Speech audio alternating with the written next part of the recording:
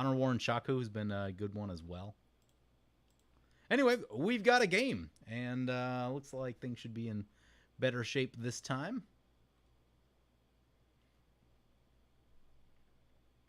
Yeah, I appreciate you minimizing the stream. No need to see what's in my hand. You can see all these 6-drops. 2 lands, no ramp is a little rough. I suppose it doesn't help if I tell everyone what's in my hand, but we'll mulligan this one.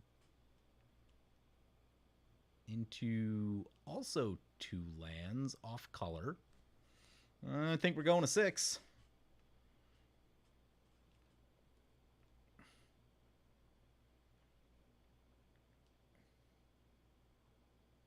Yeah, I love this deck. This is like one of my favorite decks. I'd say this is probably like one of my top 3 favorite decks on the channel and all time. I just love what this deck does. We're going to mulligan again. Oh my god, really? Well, having a good start so far. Give me like 3 lands and Jace's Archivist. I guess it's got to be this.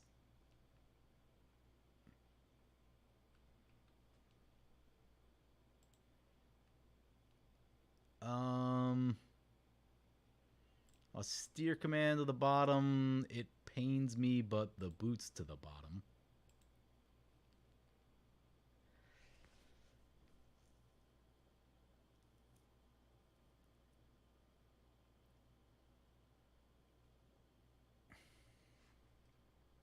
What's the non-Aurelia deck in that list in my top 3?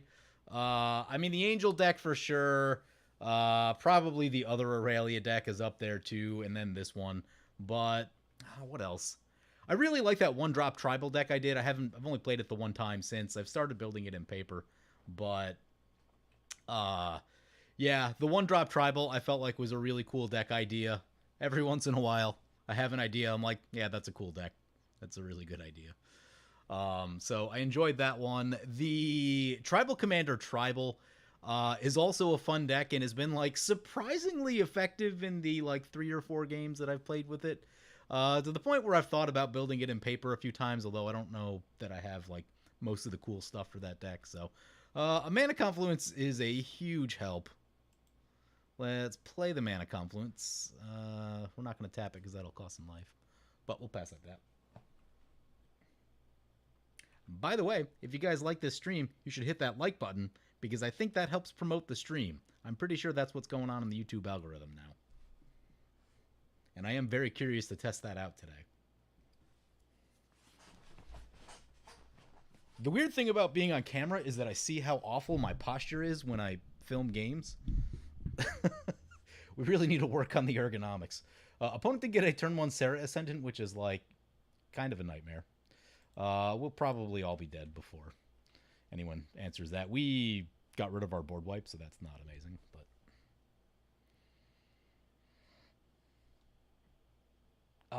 do we use this Plarg to start looting? I might. Well, I guess it depends. If we draw a 3rd land, maybe not. I don't know. Maybe tough to say.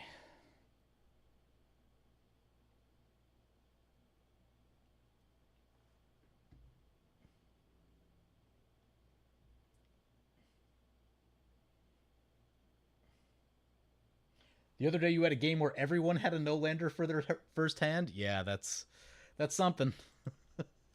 That is something.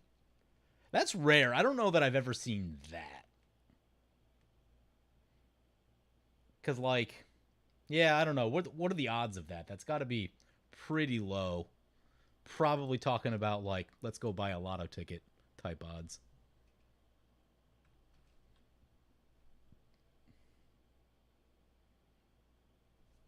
There's a 3rd land. Oh, now I'm not sure what to do with this.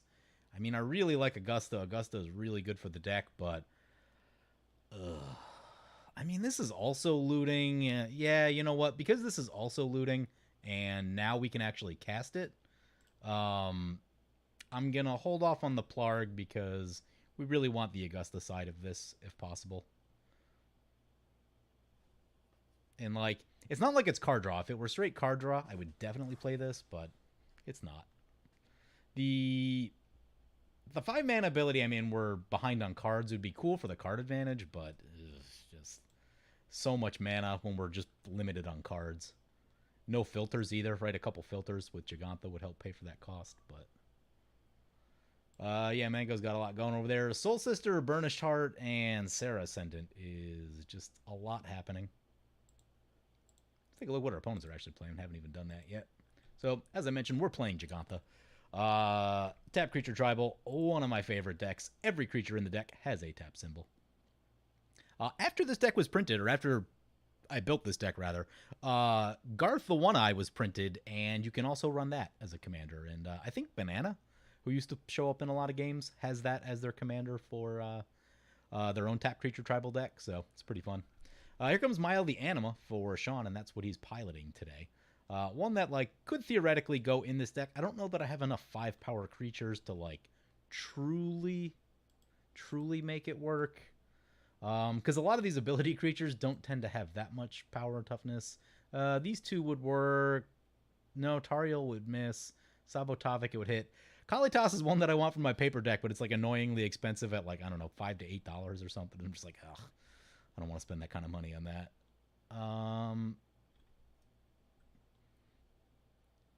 Yeah, so I mean, there's probably about 7 or 8 things that would hit, which is probably not really enough to truly use Mile the Anima in this deck. But man, the 3 color symbols looks great when you're playing Jegantha. Brings back to our turn another land. Lands are good. We can still keep playing the game here, like that. Let's play a mountain. Play the Cultivate. Start trying to work our way out of this mold. What was it, 5? Did we go to 5? Let's get, what do we need? We're going to need triple black at some point. That's always rough. That can get us the single white that we need. Let's go blue and black. Yeah, let's go blue and black. We'll put the swamp into play.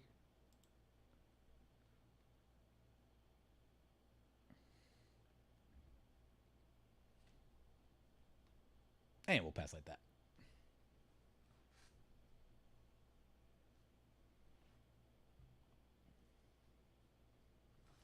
One drop tribal reminds you that you should go update your 6-drop tribal deck. Yeah. I mean, now the thing is, like, do I do all of the CMCs tribal? I think they'll get significantly easier between, like, 2 and 5. 2-drop tribal should be, like, pretty cool and probably pretty powerful. There's a lot of good 2-drops, and especially some ones that you can put together. I mean, like, Blood Artist is a 2-mana win condition, so you get access to that. Pure Steel Paladin, Stoneforge Mystic, all that crazy stuff. 2-drop tribal, probably a pretty good deck. 1-drop tribal is interesting. Your power is limited. 1-drops only do so much, and when it comes to, like, actually trying to close out a game, it can be a little rough. There's a couple that scale, right? You have, like, a Sarah Ascendant. You have, I think, are they all part of that cycle? You have Scoop Mob and what's the red one? Dragon Master Outcast. Like, those are helpful. I think there's one more in there that I'm forgetting that kind of has, not part of that cycle, but another 1-drop that, like, scales really well and actually does meaningful damage.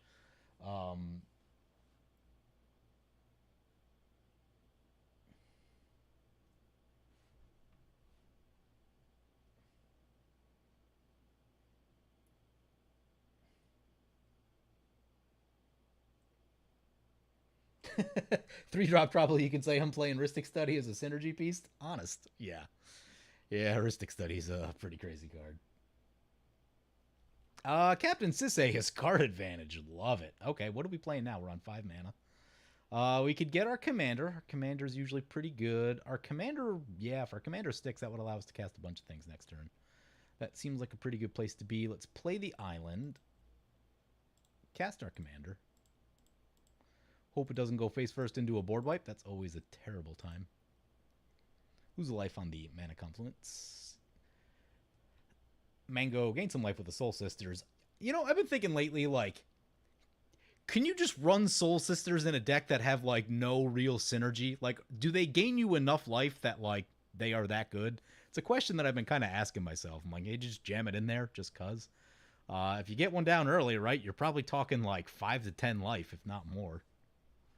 Marble Diamond, yep, the ramping continues.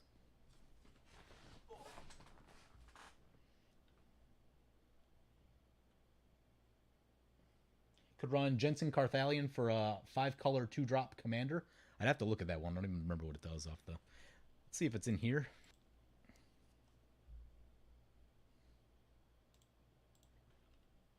Unless that was a spelling thing. There's the 5-mana Jared Carthalion. Oh, there it is. Oh, yeah. Yeah, that does work. Yeah, that might be the commander. There we go. Thank you. I appreciate that. I have not been keeping on top of new cards all that well. What are we releasing? Like 3 sets inside of like 2 months or something like that? That is. Honestly, I was enjoying that kind of midsummer break where there just wasn't a lot happening. I'm still finding like cool stuff from like the last year and a half. I know it's not quite that old, but for this deck, the card that I really wanted to run, I've gotten it out in paper a couple times, is Volo Iterant Scholar. Basically, when it comes in, you make an artifact, and every time a creature ETBs, you note a creature type that hasn't been noted yet, and then you pay 2 and then draw a card for each creature type noted. It's just fun. Every time I play it in paper, it seems to get blown up almost immediately, and it has this weird effect where, like, if your creatures get wiped, the artifact stays there, so the artifact still keeps ticking up in creature types noted, but you just can't draw with it because the creature's gone. But I got up to 7 creature types, and it was super exciting. And I'm like, oh man, I just want to get more creatures because the creature types in this deck are like mostly all over the place, which is pretty awesome for that card. So, anyway, Sean attempts a big attack here over to Mango, who's at 64 life. Fires off was that a Swords or Path? Fires off Path to Exile on the Tree Shaker Chimera, which is an 8/5 with a lure effect on it, and draws 3 cards. Yeah, that's not bad in a big creatures deck. I've seen him play that a couple times, and like, if you have a board state, lure is terrible, right? Like removing opponent's ability to block, essentially, and then all the big stuff gets through.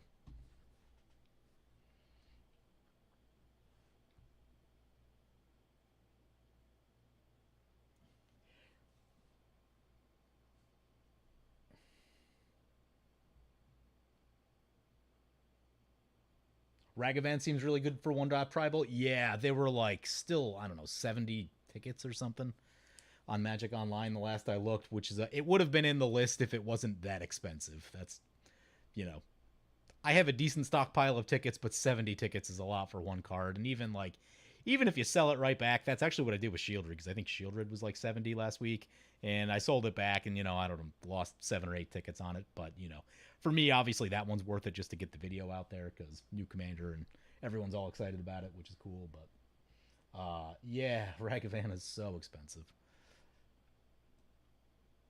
So glad the live stream is back. Been missing it. Yeah, I appreciate it. I've been thinking about doing them again for a little bit. We'll see. We're just going to see how this goes, kind of testing some things out. I do think that YouTube is trying to gobble up streaming space from Twitch, and Twitch has not been having a real good go with things the past week or so. So we're going to see how that pans out. If basically if like YouTube can make it worth the time to live stream for me, then we will do that because there's only so many hours in the week to work on content. So if I'm streaming, that means I'm not making videos or making shorts or doing other stuff or any of that stuff. So that's always kind of the conundrum there. Anyway, that brings us back to our turn with a Jegantha, a filter land, and some cool stuff to cast. I would really like to get Visara in. God, I hope this stuff really just hope there's no board wipe here. Yeah, let's get Visara. Then we'll use the black. We'll filter the blue into black.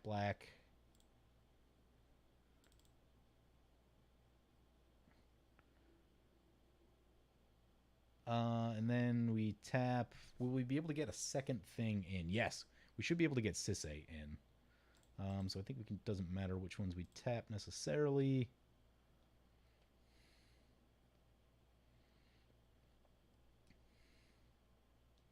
Soul's Attendant continues to trigger. Man goes up to a comfortable 58. Play the Captain Sisay. And yeah, we'll have exactly enough for it. Love it. Now we're just going to pray for no board wipe. It's turn 5. This is like the typical board wipe time. There's some aggro out on the table, which is never great. So we don't have any protection or open mana, so we're shields down and just pray for no board wipe. That's where we're at.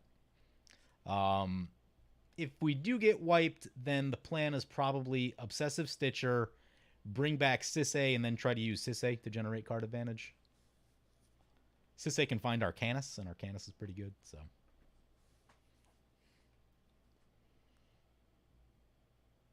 You got a 2-drop tribal deck with Light Paws? Barely a restriction? Yeah, I believe it. Light Paws looks ridiculous. One that I wanted to check out. I don't think I did. I think an opponent played it at some point. Man, the number of commanders that come out now is just overwhelming. Like, it really sucks, and especially, like, you know, as I've gotten older, it's been harder to... I mean, obviously I had to get a full-time job again, too, so, like, I used to be able to do, like, 3 to 4 videos a week. You can cover a lot when you do 3 to 4 videos a week. When you do, like, about 2 a week, it's tougher to cover a lot of things, especially in a set like Dominaria. I forget what the number is. It's 40-something legendary creatures in Dominaria, I think. Just overwhelming. Completely overwhelming. That's Krav coming in. I think I forgot to announce their commander. Mango is piloting Krav and Regna, by the way. This is not a deck you want to go late against. This deck will just beat you late. So much value. I mean, they're slow to get into play, and like if you wipe the board on them, they're probably gonna have a bad time. But the late game value just is very tough to deal with.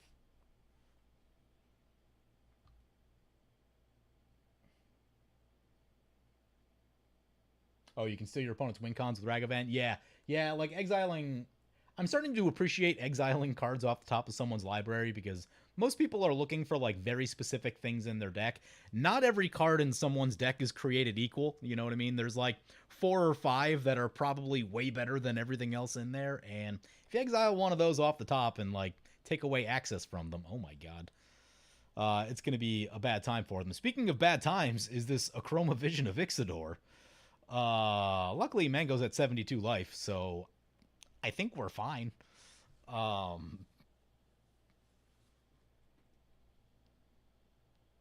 my god, it's a 14/14. That is giant. And it has haste. That's the one keyword it's missing. That is the one keyword that it is missing. Yep, send it over to Mango. Love it. Achroma is a really cool card. I've been enjoying my Keywords Tribal deck a lot lately. Oop, forgot to close the chat. There we go. Mango says, hee hee, I'm in danger. Yes, you are. Yes, you are.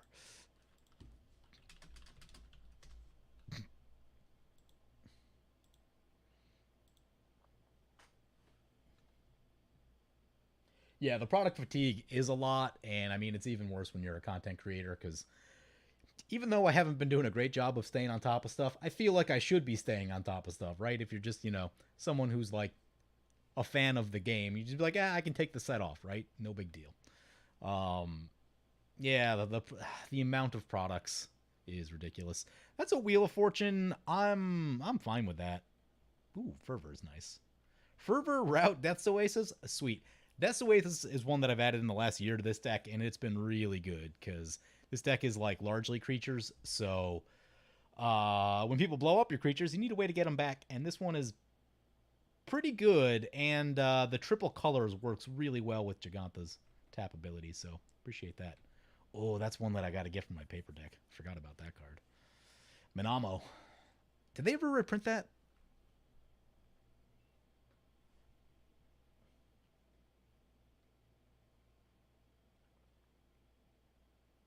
One mana, gain 20 life off the Soul Sisters? Yeah, basically.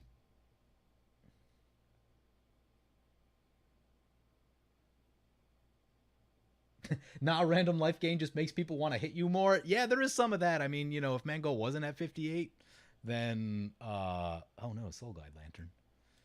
It's not ideal. then I mean they probably would have taken that giant punch from Sean. But yeah, when you have a lot of life, people want to remove a lot of your life, and you will get attacked.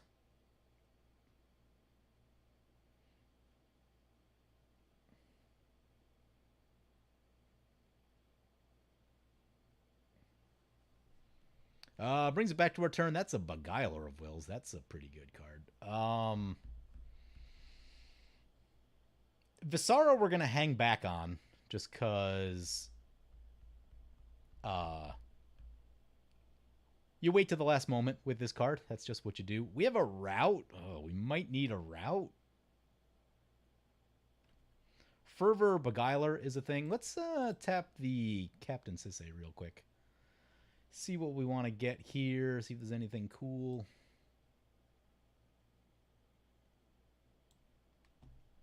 Cards that I want to try. Life gain. Life gain's not a terrible idea.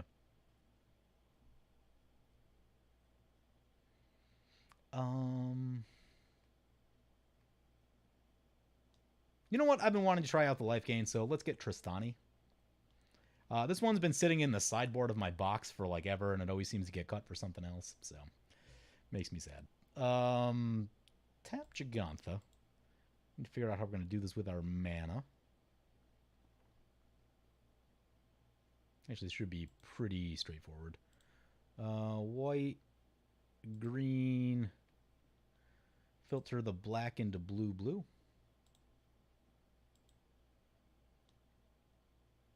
And then we just need another white and green. Green, white.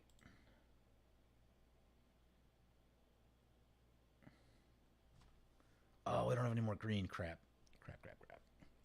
Well, that didn't... Oh, we can play a Scalding Tarn, which might help here. Okay. Play Fervor.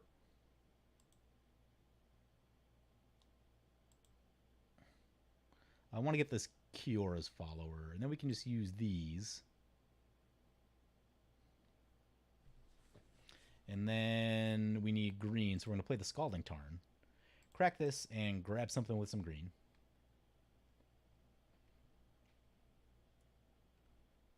Tropical Island. Play Kiora's follower.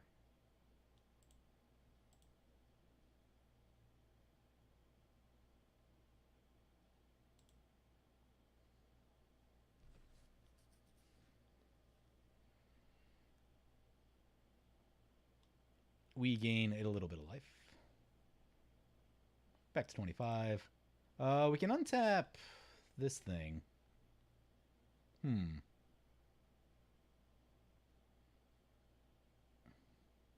So we can untap Jegantha. We can play Death's Oasis, which gives us a little bit of protection against a board wipe, which may not be an awful idea, but what that does do is means that we can't tap Visara twice. Which might need to happen if like Sean casts something and like or rips something big off with the Mile, then you know, we might need to use Visara twice here. How worried? The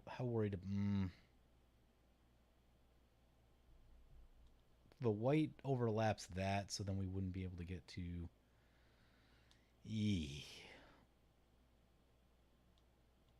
I think I'm going to go shields down on the board wipe, because if it didn't happen last turn, that means that someone probably has to draw into it.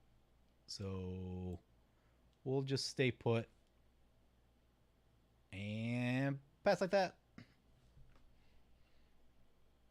The Chroma makes everything giant, of course. You missed the quarterly set releases? Yeah, I do too. It's enough time that like you can digest the product and find out what's in it and kind of play through a bunch of things, and now it's too much. It's just way too much. Like, we'll still be discovering cards for Commander that have come out over the past 2 years for probably like the next 2 years, right? That's just how much product is coming out. And, you know, especially like, you know, if you have a couple main decks that you really try to keep on top of, like it's easy to do that. Oh my god, that's true conviction. It's easy to do that, but when you're like me, I have 20 paper decks, and I'm always doing stuff for the channel, like I don't know, played like 500 decks on the channel or something like that, right? It's just impossible to stay up. Like, I don't know if there's like cool blue or green cards that have really come out in the past year that like aren't face cards of the set, right? Like when you have the big mythic, sure, it's easier to keep track of those, but like just random commons and uncommons that sometimes are very playable. That stuff is like completely not on my radar, and you know, you kind of have to pick a lane in a sense, which is like that's why I've stayed in Boros so much, is because like I'm able to pay better attention to what's coming out. I'm like, oh, this card seems helpful for a particular strategy, and it's just there's so much stuff that it's hard to do that in all 5 colors. We got a 4/4. Oh man, 4/4 double strike with lifelink.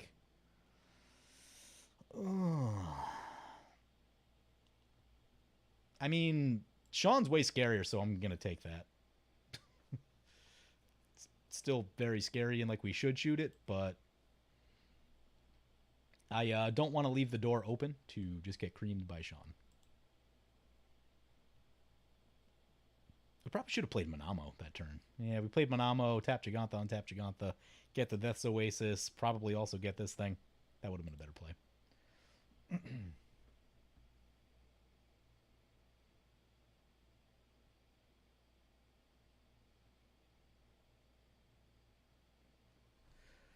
You have the Timnatana life gain deck.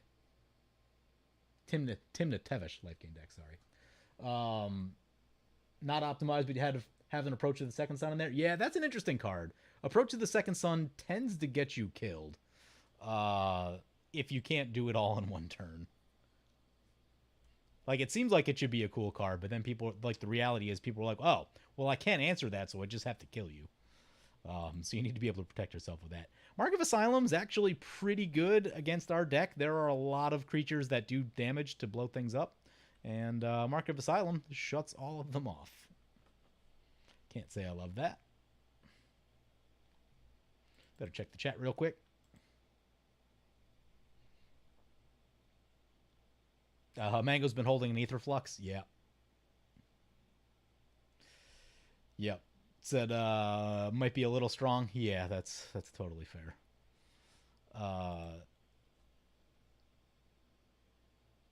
Well, we're gonna want to try to get ourselves above 50. Sean plays a Feast and Famine, which we should probably do something about, but as long as he's not, oh man, we're gonna lose the opportunity to make that decision. Yeah, it puts it on the Chroma. Chroma's got a Feast and Famine.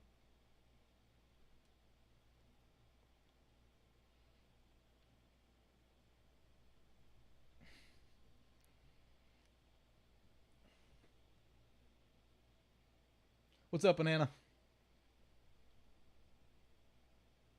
Twitch is turning more and more into OnlyFans Light. That's an interesting take on the situation. I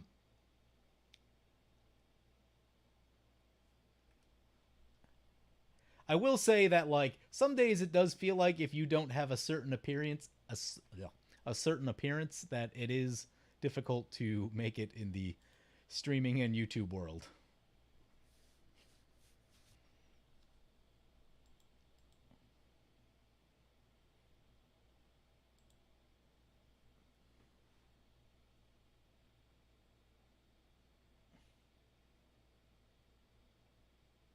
Oh my god, I'm so far behind in chat. Getting caught up.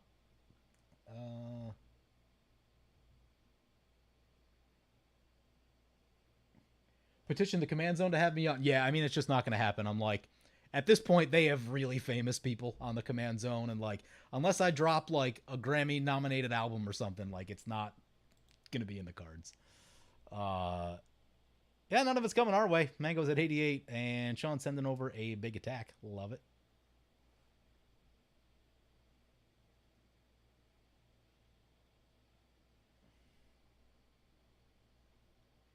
Mine too, Banana. Mine too. Have I made the Ryu deck yet? I have not. It is not on MTGO. I've been starting to think about it and starting to think about the paper-only Boros commanders. I'm currently working on Sofina, which is the Chief Jim Hopper, but the Magic version. Right now, it's just kind of like every removal spell that I have in a box that wasn't good enough to go in another deck. So it'll be kind of like a control deck, but I need to get the creatures worked out a little bit. It's a weird card in that it doesn't have like a specific thing that it really wants you to do other than just like extra combats, draw more cards, which is obviously a pretty good place to be, but something we've done on the channel many, many times. Oh my god, that's a Gisela. Well,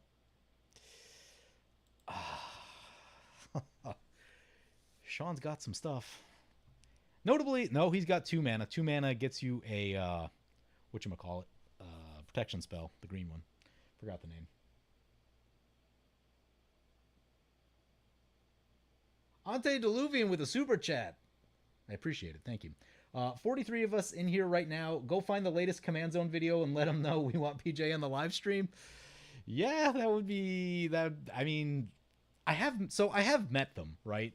They have at least some idea that I am a person that exists, which is cool, right? Whose turn is it? Sean's turn. Okay. This is a very in-step deck, so I don't want to get chatting too much and forget to do all my stuff. But yeah, I mean, I would love to go on the Command Zone, but you know, you got to look at who's been on the Command Zone. And I'm just not in. I'm not a professional football player. I am not a professional cosplayer. I am not in a hit television series, right? So as cool as that would be, seems pretty unlikely. Now, like maybe extra turns or something like that. Extra turns. I think the professor has a gameplay show now too. You know, some of those could be in the realm of possibility. Oh no, what's this? Tolarian Winds. Discard all the cards in your hand, then just draw them. Oh, that's fine. Okay. Not messing up our hand. That's all I'm caring about.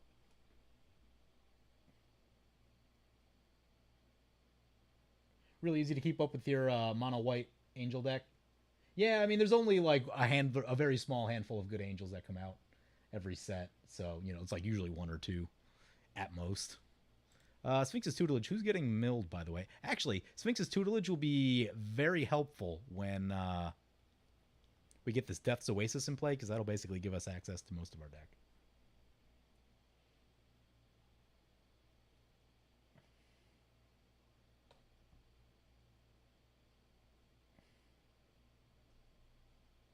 Oh, we got Banana with the super chat. He says, shout out to Mango. Love it. Thank you, Banana. What happened to Kiwi? We were supposed to have that game against the Fruit Basket, and then it never happened. And now I'm very sad because Kiwi has disappeared from our lives. Where are we? Cadus's combat?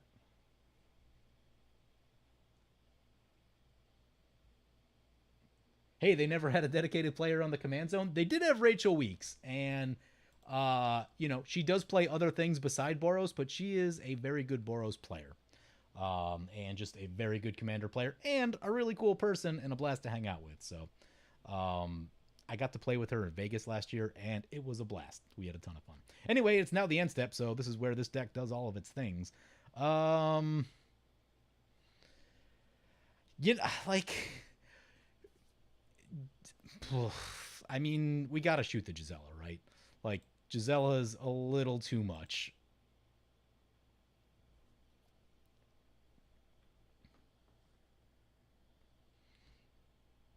And then we will untap Sisay and try to get some extra value here. I think I pulled the Sisay out of my deck. Is it in my deck right now? I can't remember. That's a fun one. Never get to... I mean, now might be the time for... Yeah, I think now is the time for Kalitas. Oh, I'm excited about this.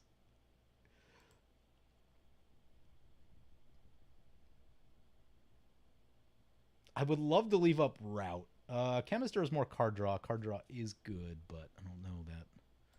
We'll see how that plays out. Play the Manamo. Oh, let's see how to do all this. This is... God, that's so much mana. Even in this deck, that makes a lot of mana. That's just a lot. Especially, like, we only caught 1 filter up to this point, and it's not the most helpful. So we would get 1 black. We could filter the blue into triple black, which would pay for 3 of that. Makes it 4 mana. Well, we might be able to pan this. We might be able to make this work.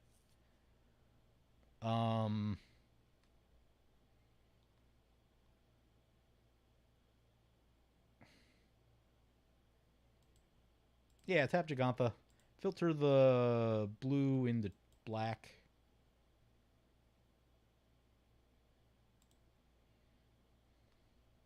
I'm sure I'm leaving value on the table somewhere here in all of this.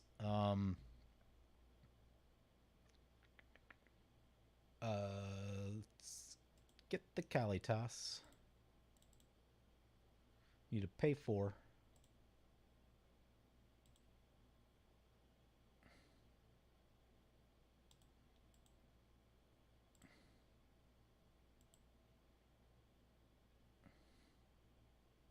Oh, we're not going to have the triple black. Yeah, that's why I haven't gone after this one. The triple black does make it challenging. Oh, I forgot to put the it's the land, the world tree. That the one makes your lands tap for any color. Not sure if Chromatic Lantern stayed in. It was in the deck. I might have pulled it out at the last second though.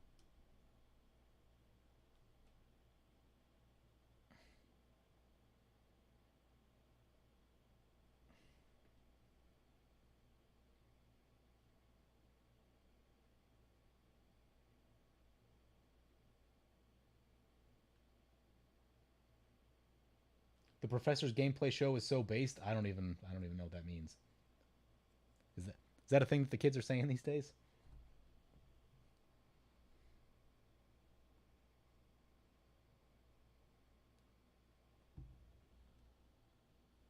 What up, Crypt?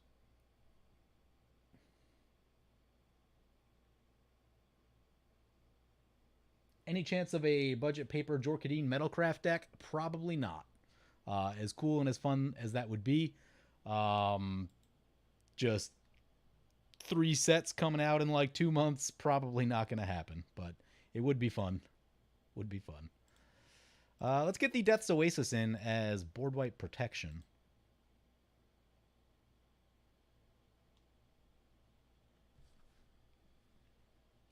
So we've got 2 taps with Visara, and potentially a 3rd if we use the Manamo on it. So we'll pass like that. Just try to keep our shields up and prevent catastrophe. That Achroma, though, is like a giant problem. It's pro-black. We'll want to figure out some answers to that at some point. Or maybe we just let Mango deal with it.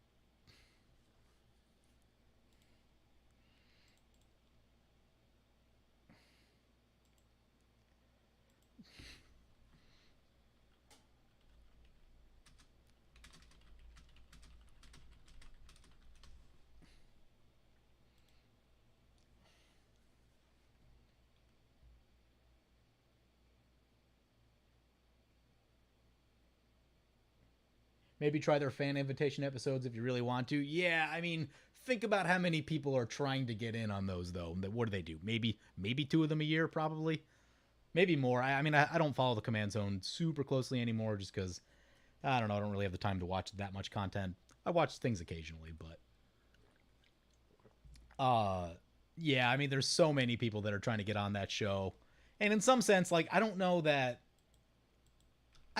like having me on their fan episode does a good service to them having a fan episode, right? Because I'm still a content creator, and you know, as much as I would love to go on the show, like I do think that like their fan episode should just be legitimately a fan. So you know, I'll give them that one. But yeah, we're gonna need to get a lot more famous first if we want to go in the Command Zone. If you guys know how to make that happen, let me know. I'm all ears.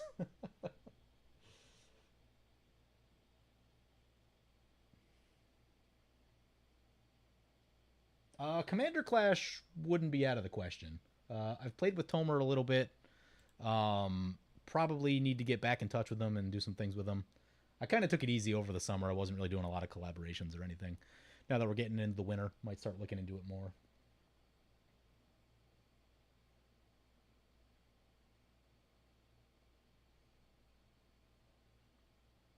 We got Avery Grady with a super chat. Been a subscriber for years. This channel's underrated AF. Yeah, I appreciate it. Hope you keep making content and trying new things. We love your perspective on this evolving format. Yeah, I appreciate it, man. So I actually did a whole thing. I'll talk about it now. Before I do, make sure you hit the like button because I think that's what's going to drive people into the stream. So be sure to hit the like button. Anyway, I went through a whole thing this past week where I think I did it on like Tuesday or something, where I'm like, oh, I don't really have a video plan for today. I don't know what I want to do. Let's take a moment and actually research what's going on like in the MTG content creation space. And there was a couple trends that I noticed and things that I want to like take action on and make some changes to what I'm doing. The first is MTGO is not doing well. Like MTGO creators are falling off a cliff. The rare exceptions are the people that tend to do like 1v1 formats. There's a legacy guy out there. I forgot his name. It's written down on a spreadsheet somewhere. That's actually doing all right. Obviously MTG Goldfish still, but like they kind of have one, they're one of the biggest names in the space, and two, they kind of have the website and everything else along with it. So, they're not necessarily a great example for me to compare myself to. But yeah, MTGO in general is not doing great, which is disappointing. The other thing I noticed is that the channels that are doing well now, especially the medium to bigger ones, are all doing like Command Zone style gameplay, or at least like Commander Verse style gameplay, where you have the camera on 4 people and then it kind of cuts back between the people and the board state and you have the banter. That's not something that I can recreate easily, and like I don't know that I even want to necessarily, because that is just a ton of work. Like that's so much work to produce that type of content. But the other takeaway in that is that you're having multiple voices on camera. So one thing that I can do is I think I want to start bringing in more voice chat games, and even if it's just MTGO, having the people that I'm playing with, in the game more, and you can kind of hear the back and forth, and we can politic a little bit more, or just like communicate better. Sometimes you just like someone uses a removal spell poorly, and you're just like, oh, if we had talked about that for like 2 seconds, then this game won't be over now because someone played something that is game ending. So those are a few things. I noticed that like overall my production quality could be a little higher, but on the other hand, it's MTGO, so like I don't really know where to go with it. Is sort of a thing. The other thing too, I talked with Kristen about this, Amaria Shepherd, is that I've been at this about 5 years, and a lot of people pivot at some point, and I largely haven't. I've been doing basically the same thing for 5 years. So going into 2023, I'm going to be looking into some very different types of content, and just exploring some new things and trying to take the channel in a different direction. Like I said, MTGO is not doing well, and it's MTGO is not the future, right? That's what I've been telling people. Which makes me sad, right? Because like it's easy to build on MTGO, it's easy to film on MTGO, like makes the editing super short. Like editing paper games is horrendous. I do have a couple stored up. Someone asked about it somewhere in the chat. We'll get back to the chat in a sec. I have a couple stored up that I'm probably going to dig out on a rainy day here that need to be done, that are from probably like the spring when I filmed them. But that's a couple things. The other thing too is that I just saw this morning that YouTube Shorts are going to be monetized next year. Right now they're not monetized. They have like something in place of monetization that's not really all that good. For example, Aristic Studies put out a short that got like 100,000 views in like 2 days, and he got like $20 out of it. And it just goes to show you that like the monetization isn't there yet, but that's their plan for early 2023. So I'll probably dive a lot harder into the shorts once that becomes a thing, because the thing I like about the shorts is that they're quick to produce. The problem with gameplay videos is that from start to finish, you're probably talking about a 6 to 7 hour process of building the deck, filming the game, editing the game, uploading the thumbnail, remembering to upload the deck list, which I forget about half of the time. It's a lot, right? It's just a long process where shorts are much quicker. You can do it inside of like 2 hours, right? It's a lot easier to do. So I'll probably look at a lot more shorts content in the future.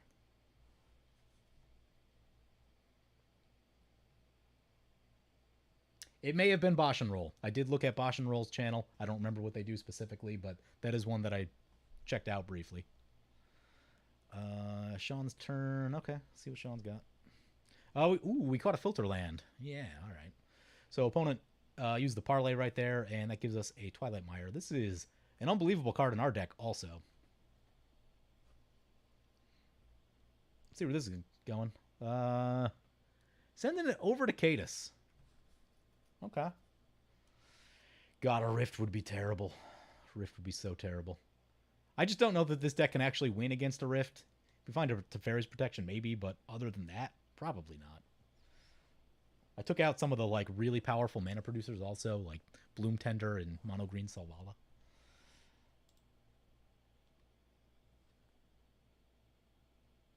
Oh, he's playing Arjun? Oh, God.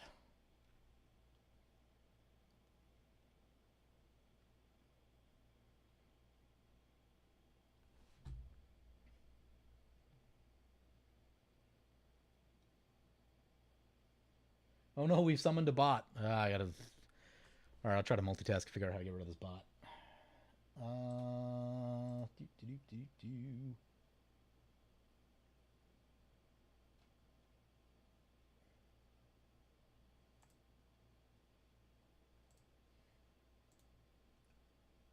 Okay, I think I got rid of the bot.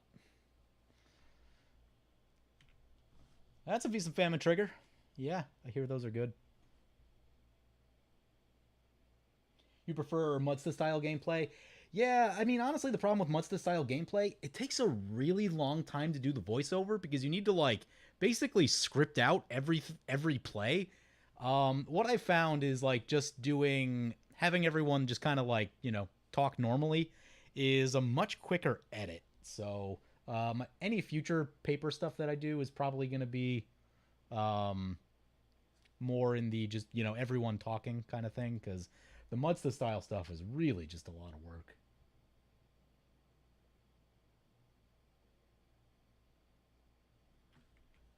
Jack says, I think Commander and Commander analysis vids have become so common that there isn't much to add anymore, so people tend to be the difference, I think. Yeah, like, there's so much content created for Commander that, yeah, most viewpoints are covered. Me being the underdog guy that used to play all the Boros decks, back when we really didn't get much support, I had my little corner of the market, and, like, most people didn't really care about it. They were all going to play, I don't know, Damia or whatever the busted Sultai commander was back then. And not that I was doing content 10 years ago, but yeah, like there's just so much said about Commander that it's tough to say something new. Now you can say something better and more articulate. That is a space that you can be in.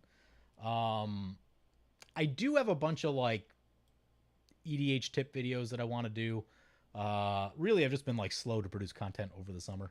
We're gonna get back into it more in the winter. I've got kind of some non-gameplay stuff that I want to do, and in particular, I want to talk about like building tribal decks. That's one that I don't think I've seen covered all that well, at least in the way that I like to build tribal decks.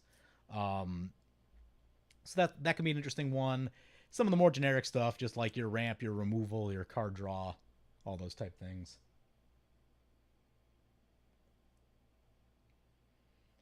You hate the TikTok style videos? Yeah, I mean, unfortunately, like, I don't love TikTok, but it's here and it's having a giant impact on the way content is made and has a giant impact on people's attention spans, which is god awful. Um, can't say I love it, but this is the world that we live in.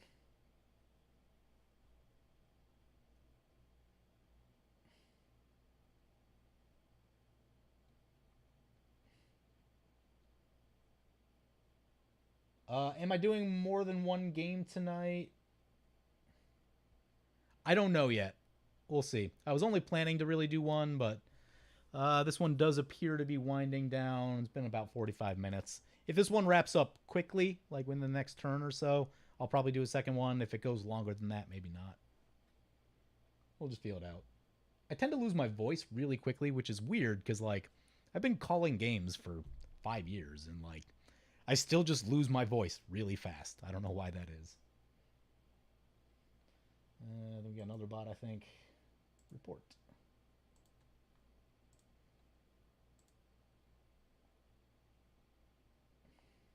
What do I think of the 40k commander decks? Haven't delved into them that much. Seen some of the singles.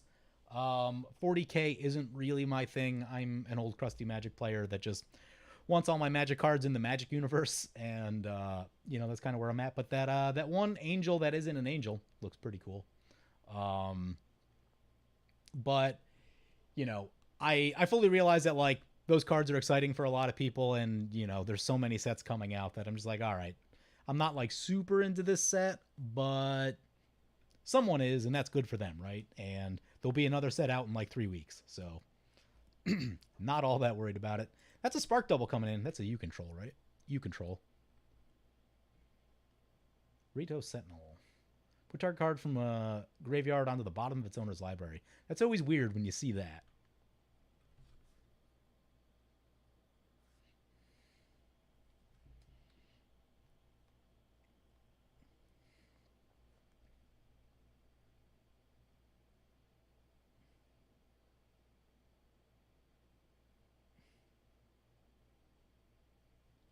You highly prefer MTGO for gameplay stuff? Yeah, I mean, like, everyone hates MTGO, but, like, this is far cleaner than, like, 4 webcams with varying degrees of, like, lighting and webcams pointing at playmats, right?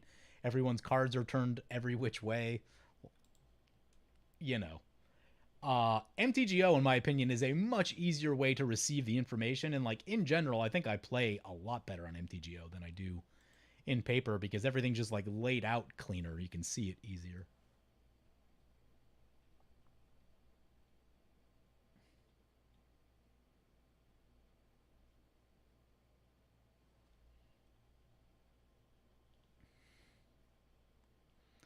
End step, Regna trigger.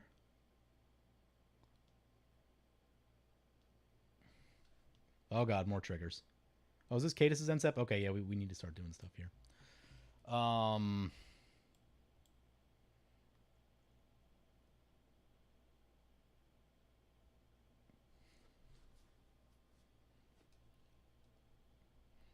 This black filter land's also going to help a lot with Kalitas. Like that. Yeah, let's start shooting stuff. Let's get rid of this Krav. Krav, it's pretty ridiculous.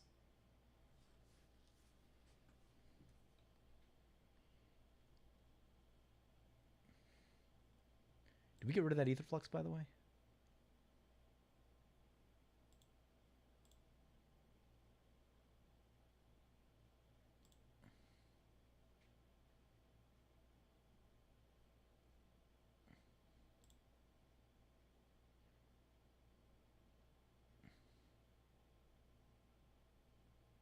I don't see the Etherflux reservoir, so Mango might still have it, which is not ideal. Untap the Visara.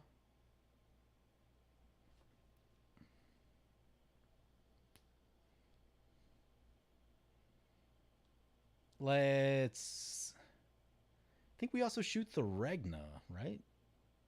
Yeah, I think the Regna.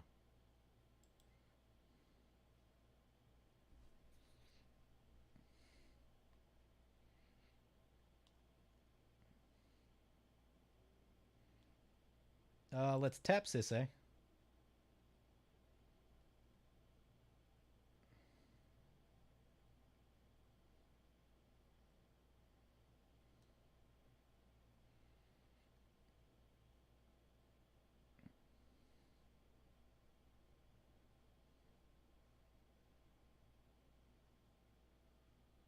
What are we getting?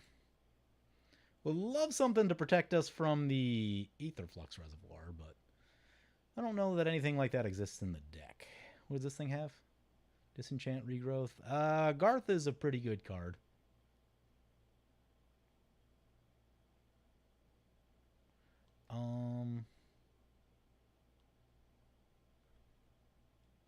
Tariel is interesting because people have been getting milled, so graveyards are pretty stacked. Seems like a good time for Tariel. Let's do that. I pulled this out of my paper deck. I think I put it back into some other deck somewhere. And I forgot how good this card is and how much fun. You can just get all the big dumb creatures you want. Love it. Yeah, let's use Manamo and untap the Visara.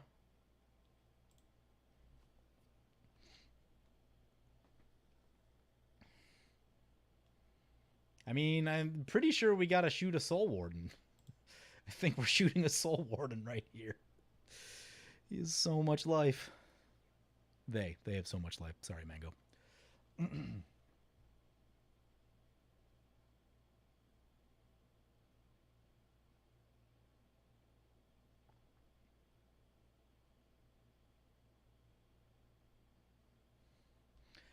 Drum Hunter, Commander MVP right there.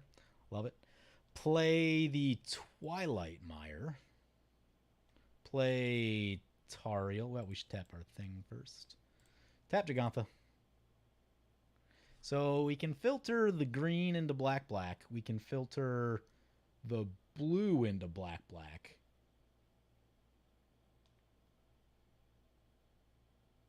Do we need to untap Jegantha to tap Jegantha again?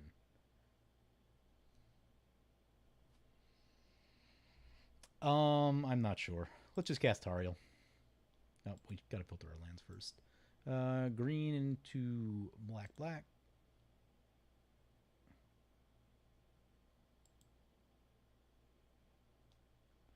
Destroy target creature. If that creature dies this way, create a black vampire creature token. Its power is equal to that creature's power and toughness. Yeah. Yeah, I'm excited about this.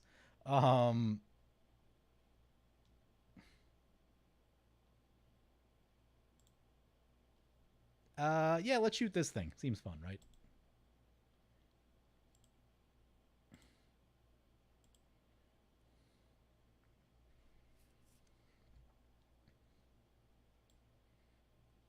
Okay, and then I think we Manamo on Jegantha to get back to Mardu. Actually, we can filter the... We don't necessarily need to do that. We can filter the blue into black. Yeah, that seems fine. Hey, we make a 4/4 and we gain 4 life. Love it.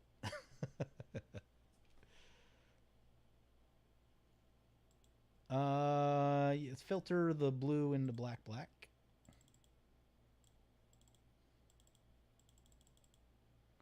Need to pay 3.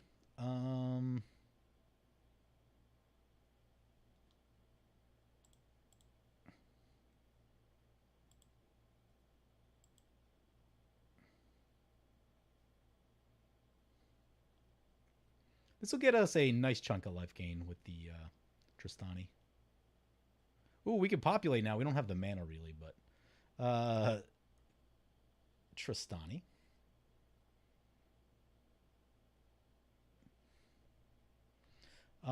We have a little bit of mana left. I think we just play the Mother of Ruins, protect our stuff a little bit.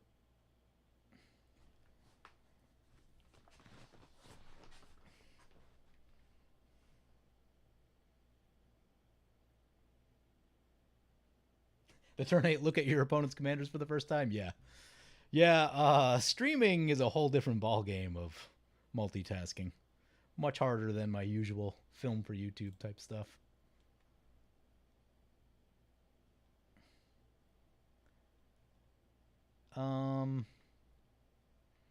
We could swing into Cadis, but like Cadis hasn't done anything to us. Mango's clearly the threat. Sean isn't all that far behind as the threat, so I think we're just gonna chill. We don't have a good attack over here, do we? No, double strike. Double strike is a thing. Sean's got a giant flyer. Beguiler of Wills could actually solve our Achroma problem.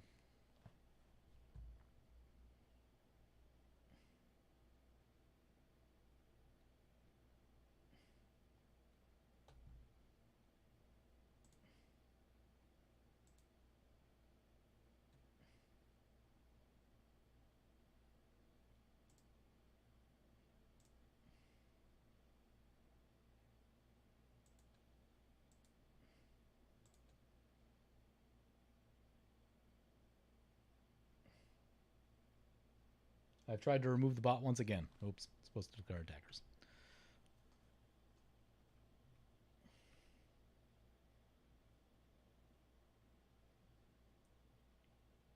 This deck is kind of close to allowing the Boros Companion. Yeah, I did actually. I used to run it in the 99. And you do get some value out of it, but it's, there's so many creatures you can run for this deck that it is an overwhelming number of choices. So it was in here for a little while and it got rotated out. Won't say, and it won't come back in the future. I like this deck because, like, there's just a lot of things you can do with it, right? You can go, like, really heavy into, like, a token theme, and this isn't even a great token producer, but, if you get, like, Krenko and, who's the vampire guy? The Bloodline Keeper. Stuff like that. Things that just tap and make a token. You can go wild with that. If you play a Intruder Alarm, it'll go infinite, which is kind of cool. I was trying to build a CEDH version of this deck. I played like 1 or 2 games with it. It wasn't great because it takes like 4 or 5 cards to go off. You can get most of them like pretty cheap mana wise, but still just needing that many cards is tough in a setting that's that fast. There's Esper Sentinel.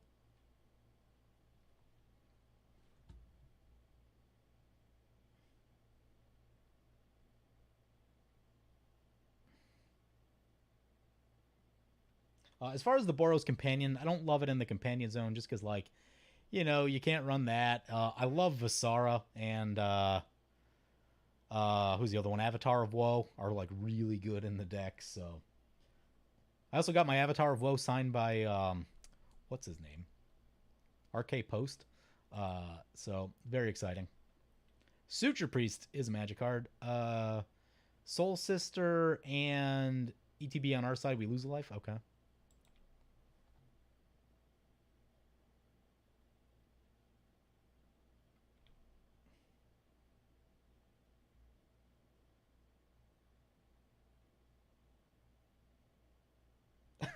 Yeah, no, the multitasking is... Oh god, that's a Blood Artist. There's so many creatures in play. Oh, that's... Yeah, I mean, if a board wipe... We don't have double white, do we? Because, like, that might be a time to... I guess we just have to shoot the Blood Artist. Yeah, we can just shoot the Blood Artist.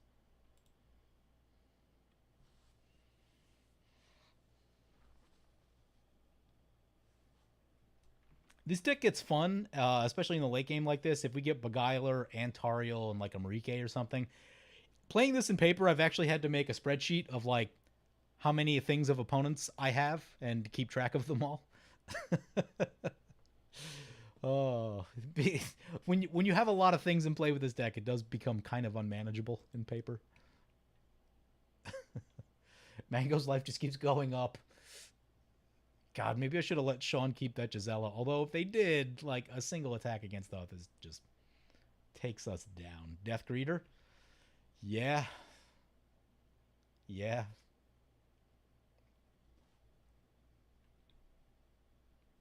Avatar of Fury was your first rare. Yeah, I have one of those, and it kind of like it makes its way in and out of some of my paper decks. It's in the sideboard for Ashling, just because Ashling is a deck that doesn't block very well, and it's so mana. It's literally the most mana hungry deck that I have. Like Ashling just burns through all of your mana. Doesn't matter how much you make, and that is a good flying blocker with a decent size that you can get for 2 mana. So it's got a little bit of a home in that deck. It's not perfect, but a cheap flying blocker is a thing that deck needs. Righteous Valkyrie. Oh my god, it just keeps coming.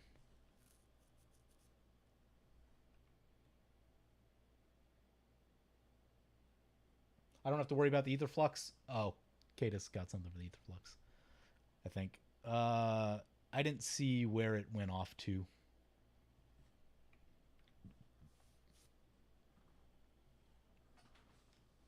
I'm surprised the board wipe hasn't gone off this game.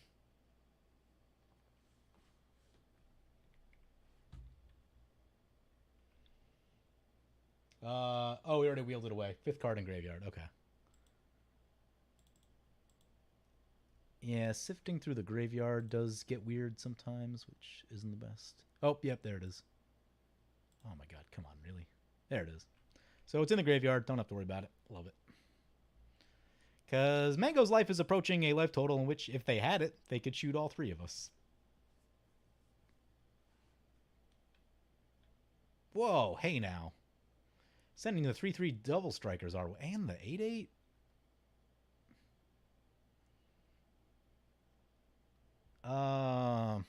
Okay. Let's... We'll just shoot this one.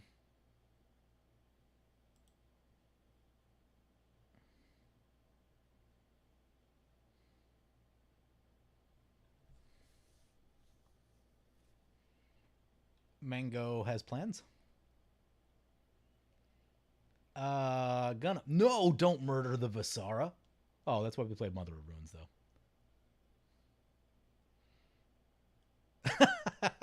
Nice. Counterspell on the murder. Cadus knows what's up. This Visara is keeping the table in check, kind of. It's at least getting rid of the worst thing every turn. Oh, love it.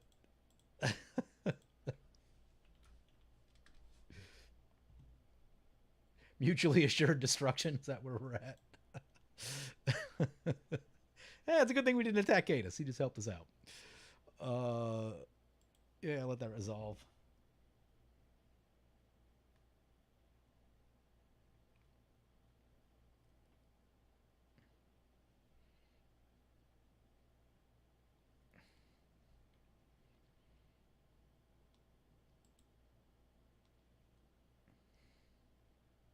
Blood Artist, Death Greeter. Oh my god.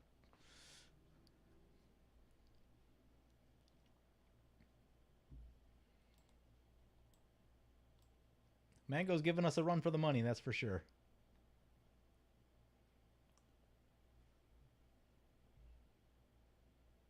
How do you feel about Magister Sphinx and Soren Markov? Terrible. Hate those cards. I used to play Magister Sphinx. What was the Esper deck I had? Oh, I had an Esper Reanimator with Marike. That's where I played it. And it just feels bad, right? Like, I don't know. I'm kind of glad that those don't really show up the way that they used to. Because like, it's sort of like you do everything right. You play creatures, you block, you make smart decisions. Oh, your life total is just 10 now, and you probably died of whatever random stuff on board. Now, I guess protection's a little better than it used to be back then. Um, I guess in the sense there's worse things you can be doing with that amount of mana these days, but yeah, I still don't love it. I think we can block two. So we'll block one with a token, and we can block another safely with our Tariel. Which will still put us on the hook for 12. Oh man, that's a lot. So then I think I don't have any more profitable blocks after that. I probably should have activated Tariel. I guess it doesn't matter. 12 is still a lot. Yeah, so I'm going to block with Tristani and then protect Tristani.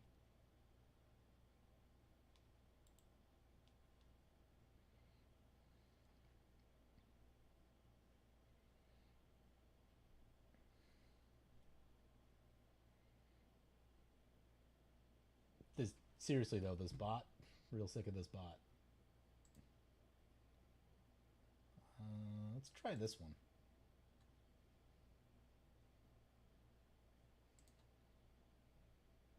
What up, Matt?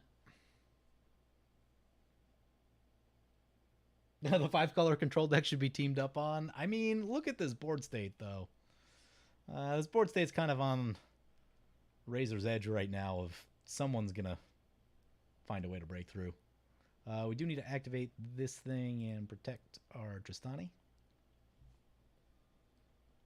Like, our deck is annoying, and because we kind of clip down the biggest creatures every turn, but we're very far away from winning with what's going on. Protection from white.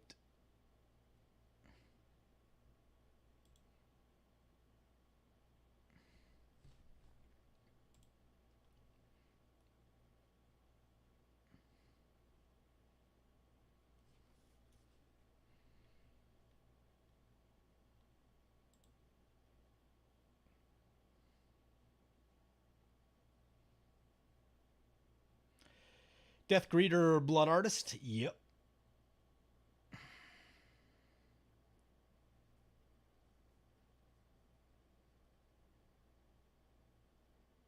We could get Shaman of the Forgotten Ways.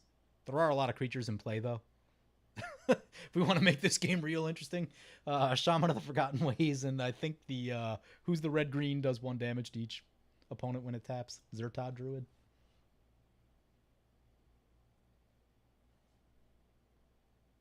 First time seeing me live, appreciate it.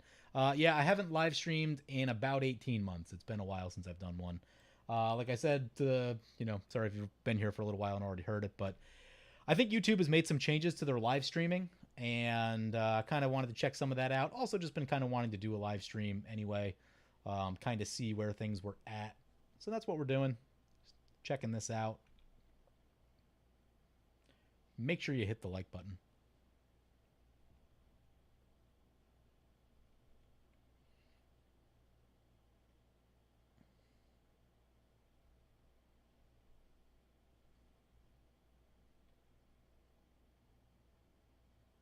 Removing a player's life total prevents them from playing the game. Yeah, that's kind of how I feel about it too. Where is it? It's Mango's turn. Okay.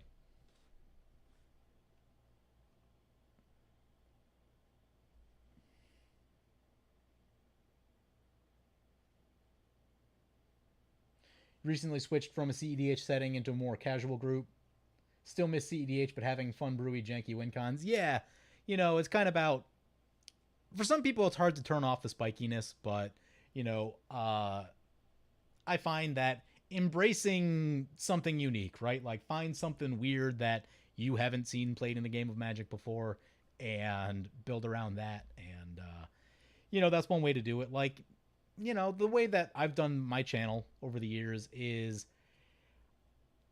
That's a weird choice. Rogue's Passage on Mile. Okay.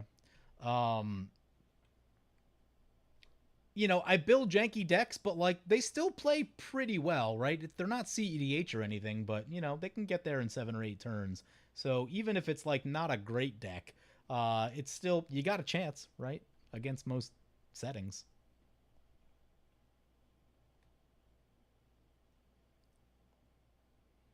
Let's see what Sean's doing here.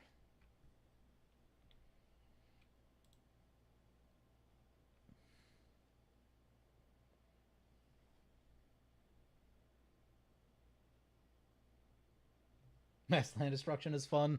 It can be. If everyone's like... I think it can be fun if, like, everyone has a deck that's evenly matched, which is rare to begin with. Like, usually one person is stronger than the other 3, or, any combination of, like, some sort of mismatch is happening. But also, like, if they have it, I think it can be interesting because then you're like, you hold up a Boros Charm, right? Or you hold up the answers against it. Like if you don't know that it's coming and you don't see it coming, I think that's kind of a bad time. If you know that like, oh, this person just plays this stuff, then that's not a great time. Or if you know that they have it, you can like play around it, right? And I think that makes it a more interesting game. That's a chroma coming our way. Yeah, don't love that. All of our life that we work so hard to regain. Doesn't have double strike, right? No double strike.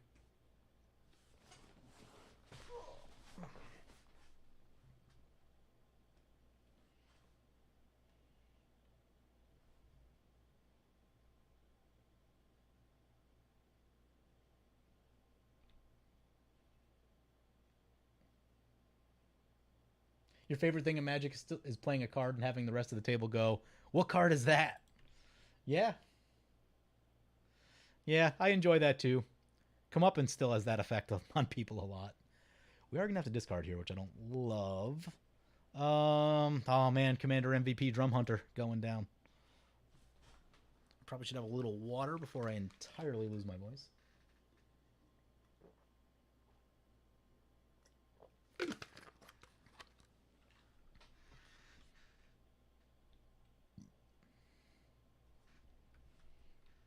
Oh, I know what we can do. We can get Glissa Sunseeker to blow up this Sword of Feast and Famine. I know I put that in here for a reason. Sean wants to play that game with us. Activates the Selvala. We get a land. Lands are good.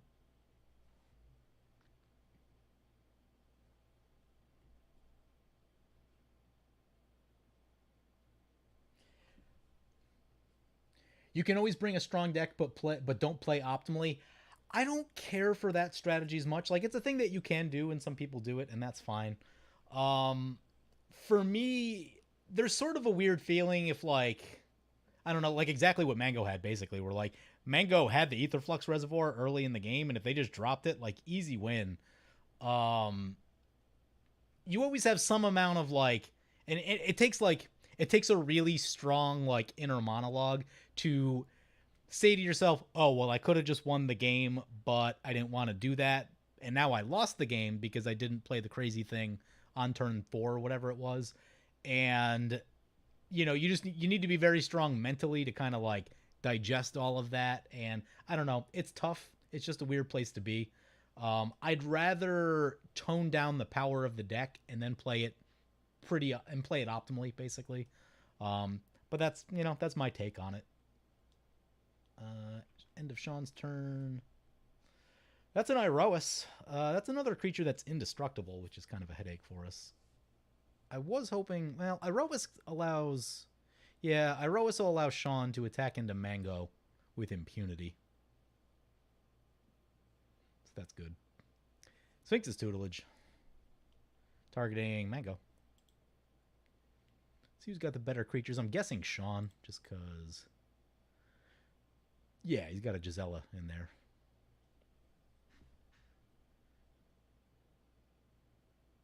How many times have I say lands are good? How many videos do I have? I actually know the answer to that. It's about 960. So probably like 960 times. Whirlpool Drake. This is the Wheel Drake. Enters the battlefield. Shuffle look. Yep, okay. Doesn't affect us. Love it.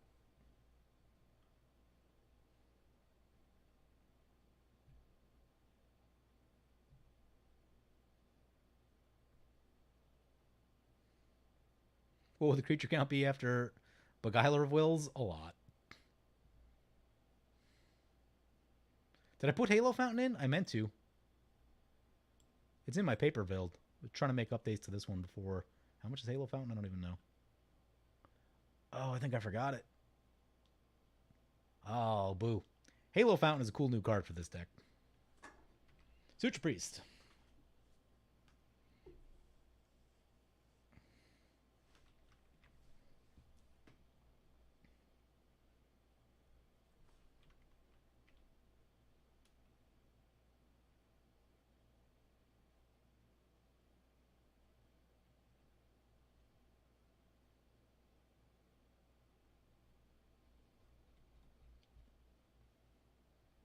Tariel gonna pop off? That's the plan.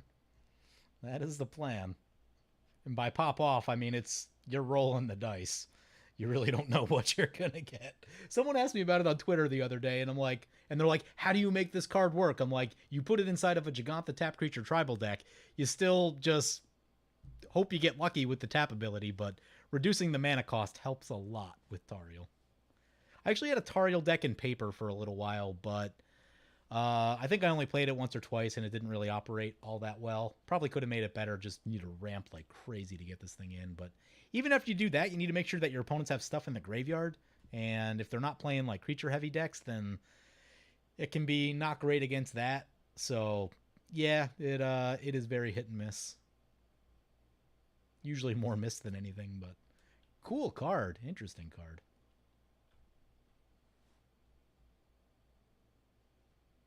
The new Joda could be strong. Yeah, I don't think it has a tap symbol in it. That's kind of the...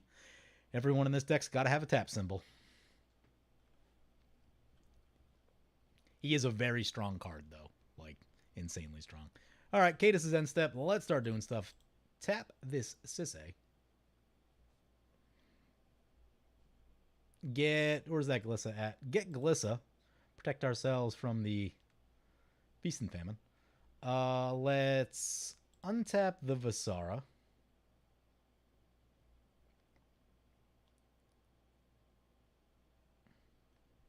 Shoot the Blood Artist.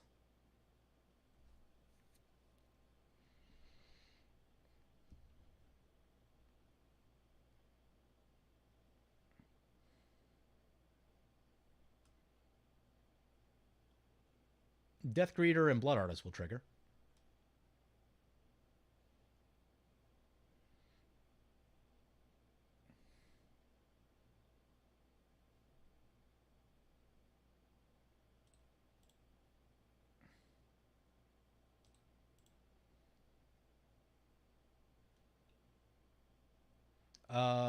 Manamo the Visara. God, I love Visara. Visara is so good.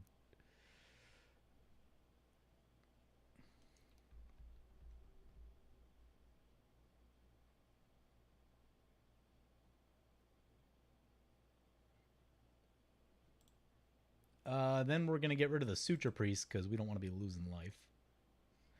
At a life total like this. Then we're going to activate Tariel and see what we can get of Sean's.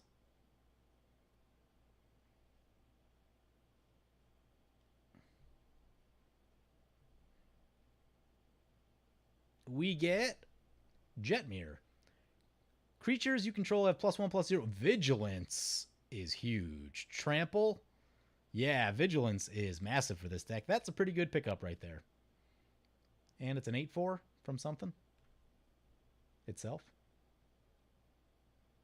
Double Strike as long as you control 9 or more. Oh, yeah. Yeah, that was a giant pickup. We can probably put a hurting on Mango.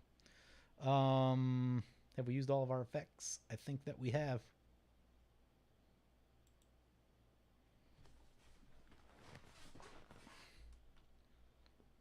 Double Strike, Haste, Trample, Vigilance. Yeah, now we got the keyword tribal thing going too.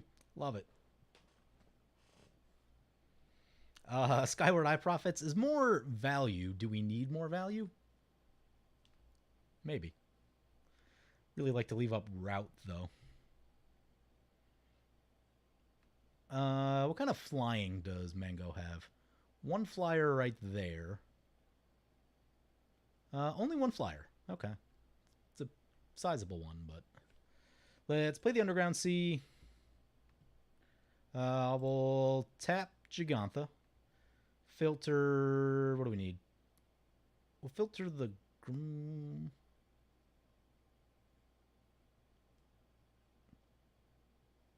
Filter the green into black.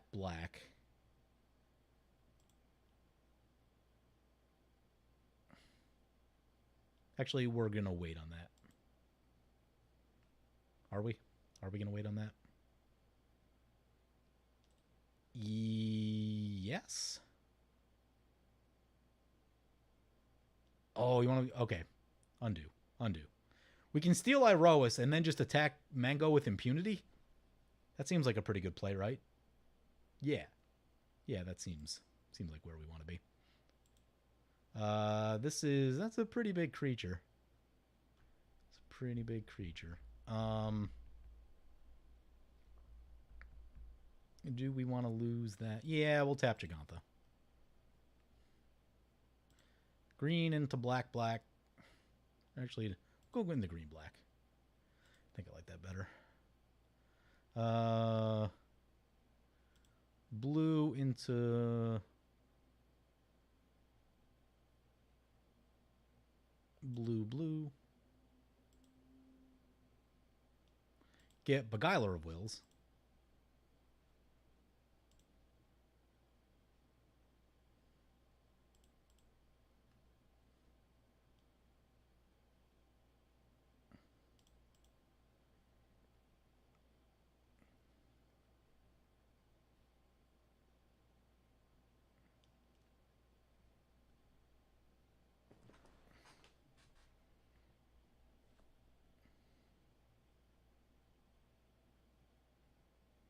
Oh, I really want to use this, but we should get Glissa.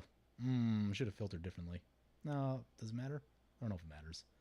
Tristani triggers, which we badly need. No lifelink on our keywords. Would love some lifelink.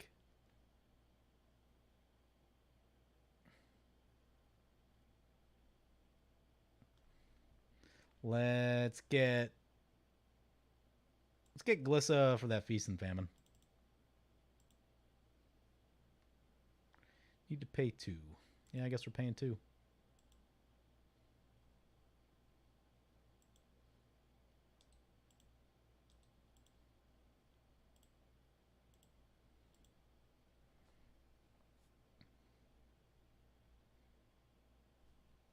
Oh, hey, we can just shoot that piece of ammon right now. Perfect.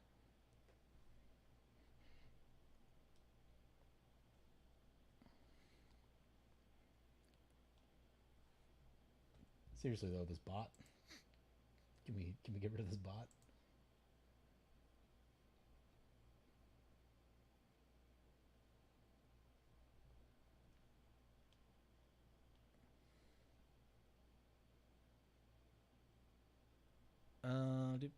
You gain more life.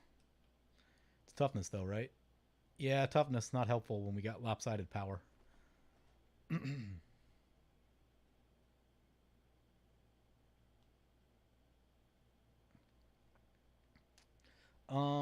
Then we steal the Cyroas.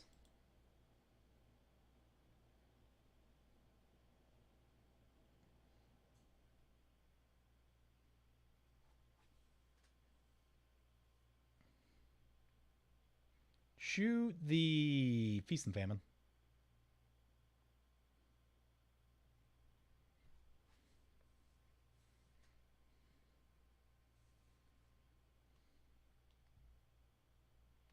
Then I think we just let that mana go.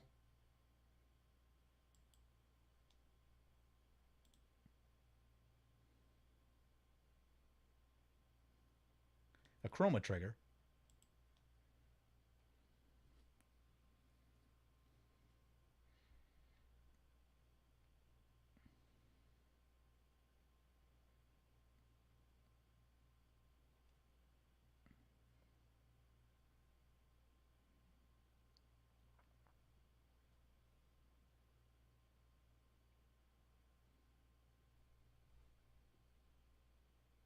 Oh boy, look away for 5 minutes and we go wild. Yeah, that's what happens. Late game, this deck gets crazy. Um, if you think about like the way that I think about this deck, by the way, send everything into Mango. Let's just see where this gets us. I don't know if this will. They'll probably gain a lot because they still have that True Conviction, so it may not actually hurt all that bad. Anyway, if you think about how much value a single ETB creature generates by entering once, a tap creature like basically does that every turn. So every turn it stays in play, you just continue to generate more and more value. So where this deck is bad, obviously, is against like mass board wipe, and that's where this has really kind of come in handy. But yeah, so just every single turn that we untap with these things, more and more value accumulates. And, usually somewhere between like turns 8 and 10, it kind of becomes unstoppable if you just let it go.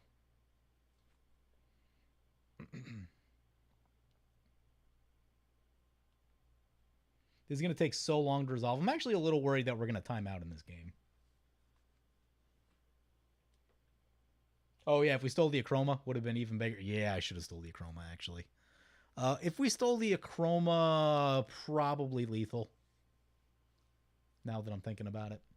That did cross my mind briefly, but as I got chatting about stuff, I kind of forgot.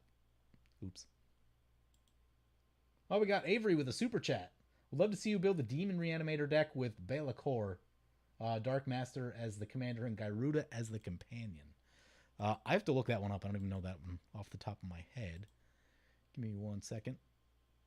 See if it's on MTGO at all. I don't know if you saw the video where we talked about the Varagot deck. I do want to build the Varagot deck, and somewhat soon. What's it called? Bela.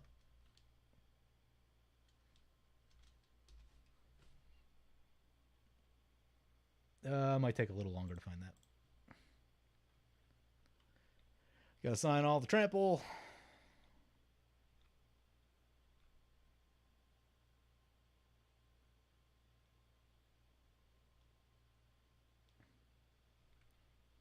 Death Greeter.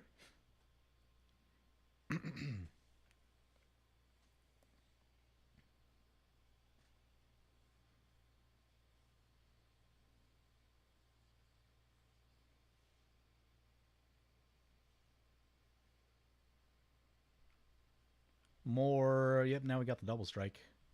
The double strike should get some damage in. The first hit didn't do all that much.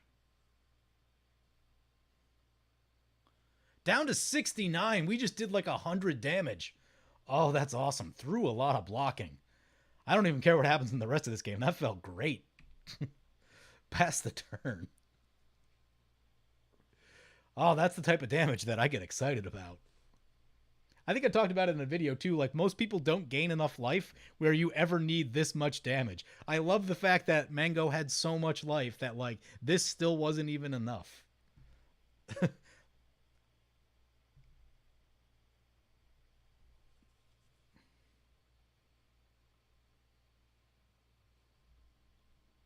Go see if I can find that demon thing we were talking about.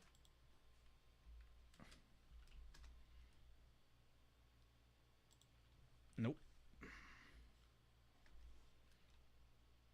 Nope. Demon.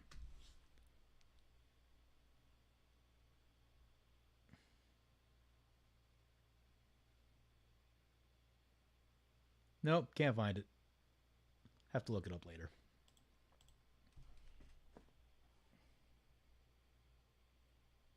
Even mana restrictions an interesting build around too. Yeah. I did, what was it, Odd Mana with who's that? Was it Esper guy? I think it's an Esper guy.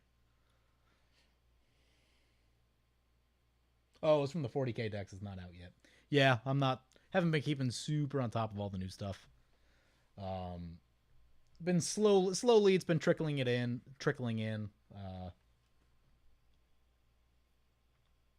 Yeah, no luck on the Street Fighter stuff. I definitely want to play Ryu, but it's not an MTGO, and at some point I'm going to build it in paper, but it takes so long to build paper decks. I spent like 10 hours working on my Ashling paper deck last week. It was horrendous. I went through like every box of cards that I have looking for stuff, and it just took forever. Krav is back.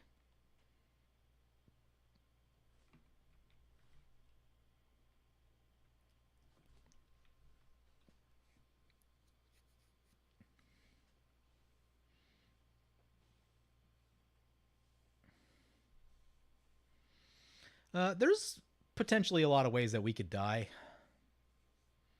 If Sean finds like an Akroma's Will, that would be a giant problem for us. Even just like a big overrun could be kind of scary too. Evasion's probably the scariest thing. More flying, some sort of unblockable. You just waltz right past our stuff, and we're only at 19, so...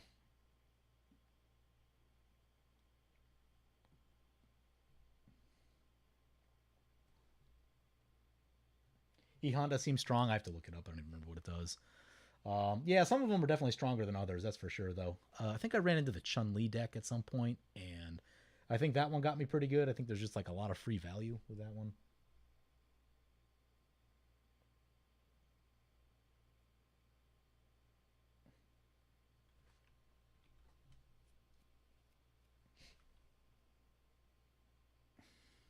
Mango's one shot away from Commander Lethal. Oh, yeah. Mango does have 19 commander damage. I guess that's why he made the road. That's why he put the Rose Passage on Mile. Makes sense. Krav doing stuff.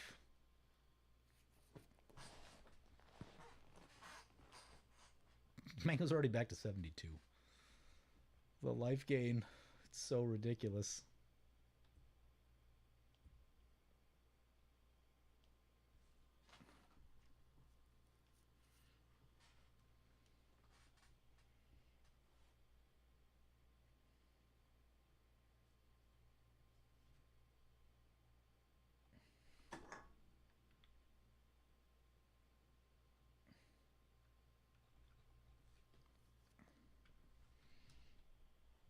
Someone's going to need to find removal.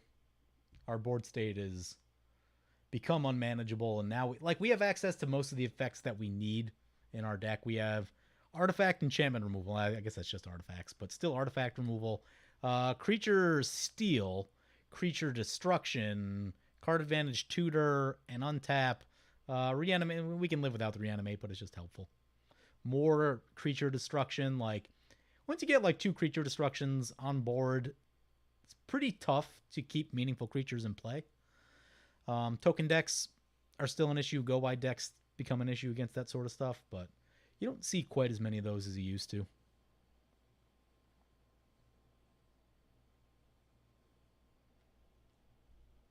Yeah, there you go. There's a cast off. Well, let's activate the Tariel. We're gonna get a lot of Death's Oasis triggers. To the point, I'm worried that this is gonna time out, to be completely honest with you.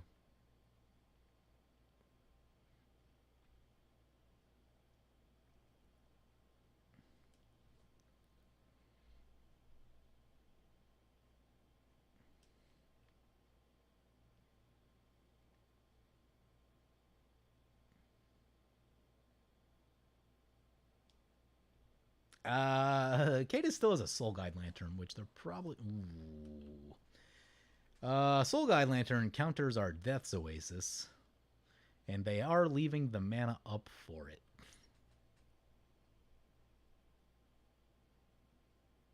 That's not good. A lot of important stuff in play. About to go down. Let that resolve. What do we get? We get Ilharg. Importantly, that's life gain. Don't have the mana for that. We do... Let's activate Sisse. I think we're going to need some backup plans here.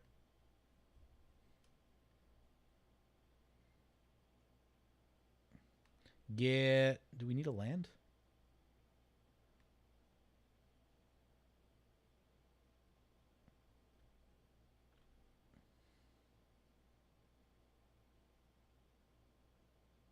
We'll get Kiki. Kiki does things. Do we have triple red? I don't think we do.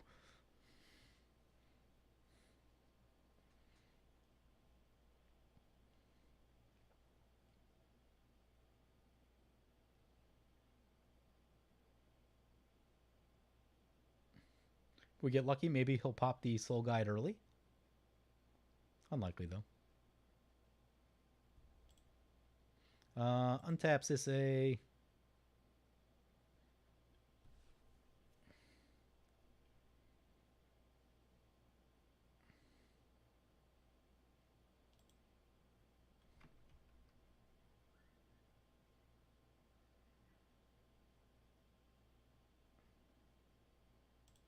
Tap Sisse.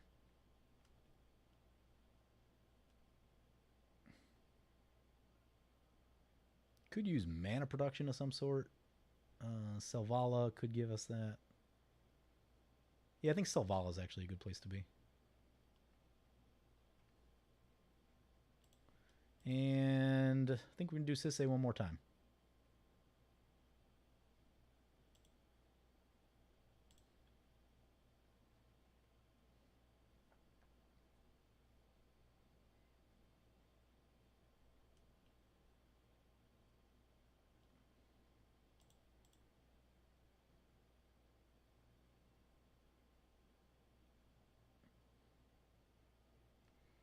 Oh, what are we going to get?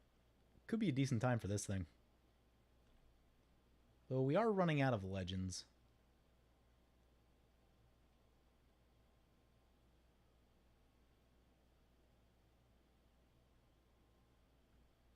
Let's get... Did I put the wrong one in? I did put the wrong one in. It's not ideal. We'll get Garth, I guess. Garth is a ton of utility in this deck.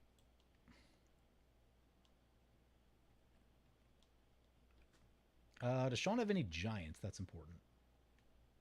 He does not. Okay.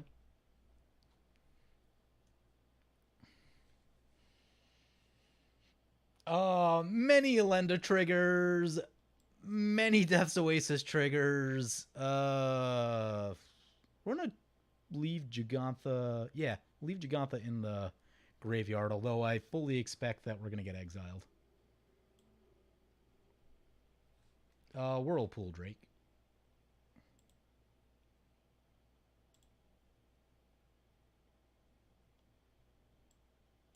Ooh, Ilhar goes back into Sean's library, I think. That's a thing. Oh my god. Oh, there's no way this game isn't going to crash. Oh god. Yep. Oh yeah, we're so doomed.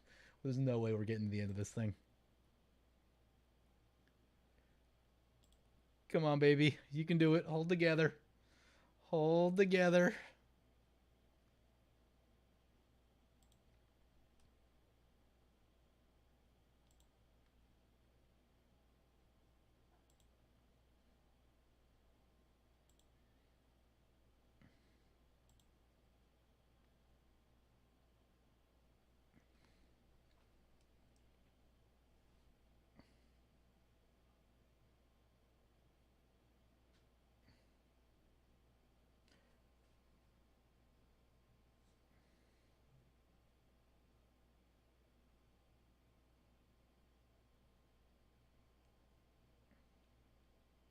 When you cast off, does the giant go on an adventure to find another realm cloak, or does he become the realm cloaker's giant? I have no idea.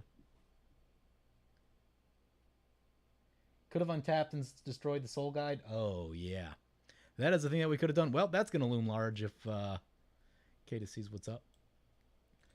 Well, there's all the Elenda triggers. Yep, definitely could have did that.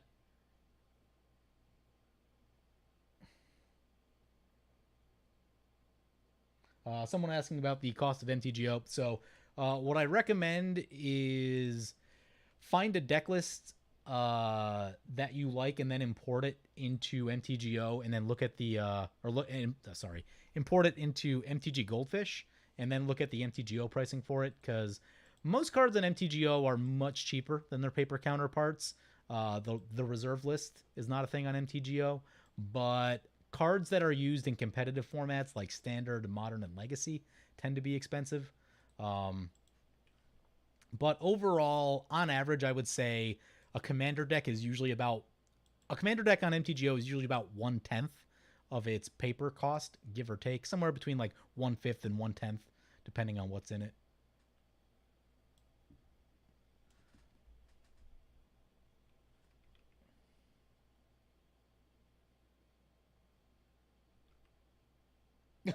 Oh, right. Cadis is listening. He can hear all the stuff about the Soul Guide Lantern. Yep, that's not great. I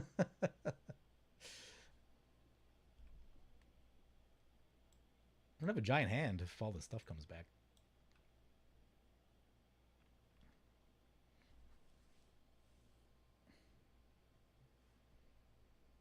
Jack says he makes decks pretty reliably for about 5 tickets.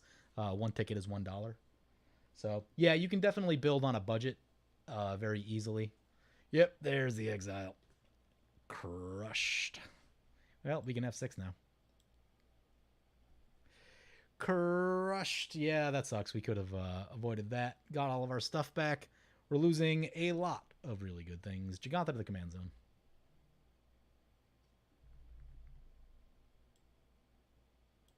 Mango gets 6 tokens back with double strike and lifelink. Seems good.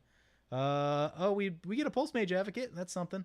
All right, there's still the mill triggers with Death's Oasis, so that's something. Well, there's a bloodline keeper. Yeah. Okay. This is why we run Death's Oasis, because even after the graveyard exile, things not too bad. We're not going to be completely empty when we untap, and that's cool. Oh, what we get? Sabo into Aethersworn Adjudicator. Yeah. Yeah, okay. Jace's Archivist, I don't think we need. No Mage Advocate seems good, though. Oh my god, we have so many cards. Casting them will be an entirely different story. Get the Razorfin Hunter. I guess get the Archivist. Get Zerta Druid. That's mana production. Get Archivist. We have 14 cards in hand, and we discard a Fumigate. Casting them will be an issue. Oh, we lost our Kiora's follower. Kiora's follower does go infinite with Kiki. I always forget about that, but it is something. He's gonna mill us more. Yeah, that's not a bad not a bad plan.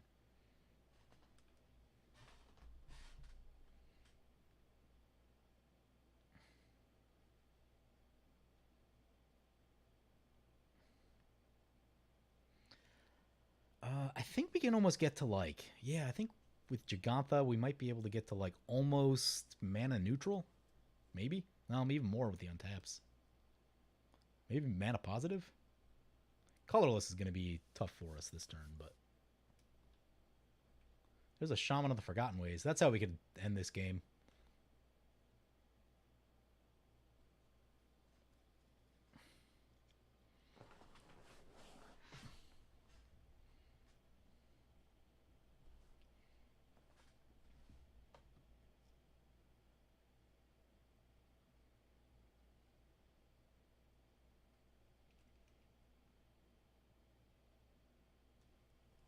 Yeah, the nice thing about selling cards on MTGOs, the value doesn't go away, and you can sell them back very easily. Um, it's not like paper where you need to find a buyer, and it's just a lot easier. It's a lot quicker, so, you know, if you're not feeling it, you can get out of it pretty easily.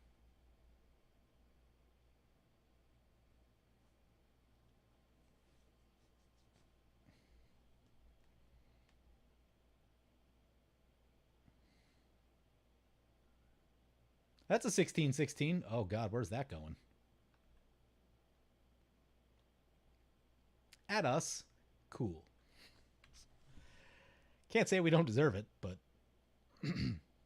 it is going to hurt.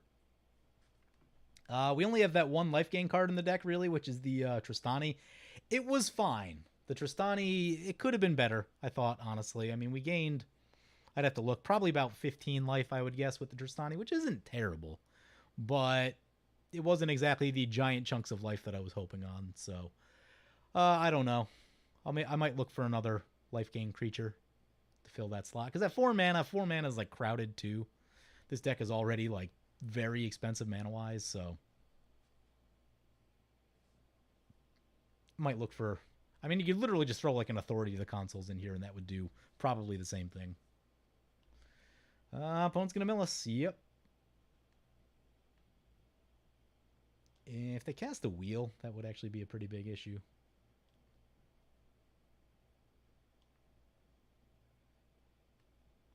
Like a Molten Psyche? Oh, oh no. Oh no. Wow. Crushed. Crushed. I think we die, actually. It's not good. We shuffle things in. That triggers. Oh, we didn't have Metalcraft. Thank God. There's an Aura Shards. Aura Shards is good for getting rid of some problems on the board. We got some mana back in Karamitras and Zerta. Mystic Remora.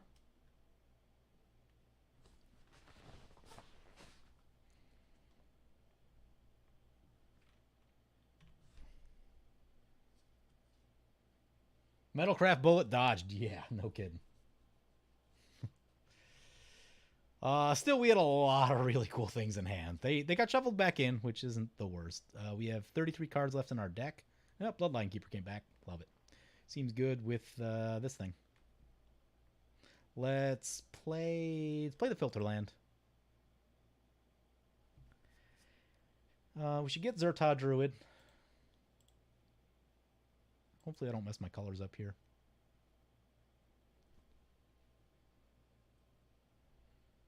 We should tap Zerta Druid.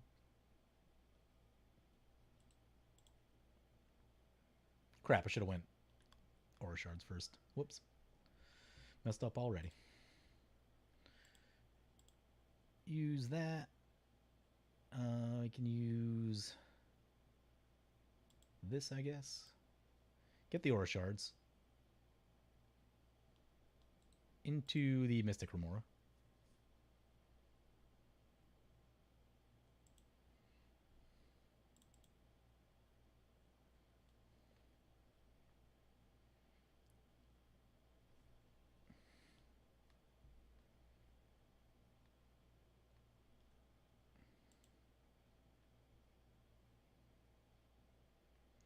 Get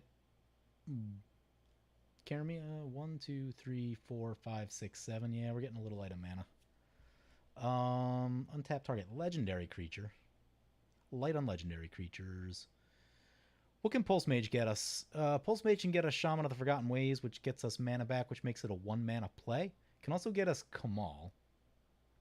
Can also get us Samut, Marike, Niv Mizzet, Avatar of Woe. Pulse Mage does get some really cool things. How much green devotion do we have? 1, 2, 3. That'll be 4? Oh, that'll be mana neutral. Cool. I like that. Let's get the Karamitra then.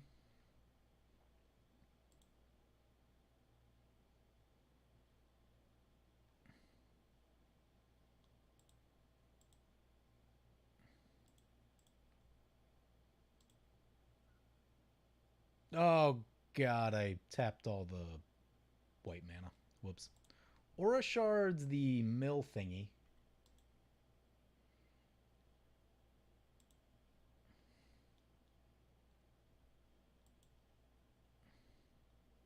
Play Bloodline Keeper. Actually, tap this thing for 4 green mana. Let's see. Can we... That's 4, 5, 6, 7. That's 6 plus 4 is 10. Not quite enough for that. We played a land. We have played a land already.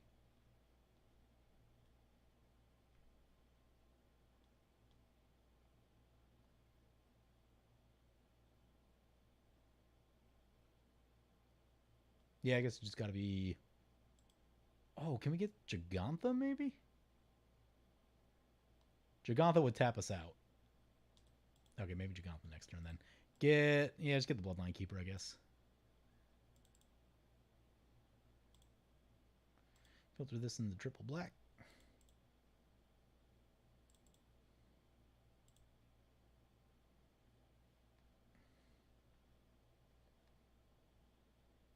Aura Shards. I think we'll go on the True Conviction.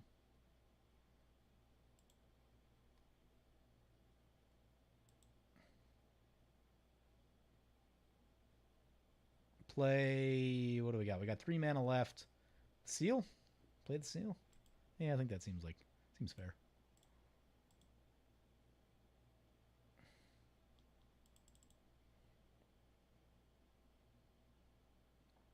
And we can tap Bloodline Keeper once to get a token, which will shoot another thing and give us a blocker, which seems like a good place to be. If for some reason we can untap with this board state, we can get a lot done next turn. But we're at 8, and there is just a lot of ways to die from 8. And we have to discard the hand size. Let's get rid of the fetches. Those don't seem good, given our current life total.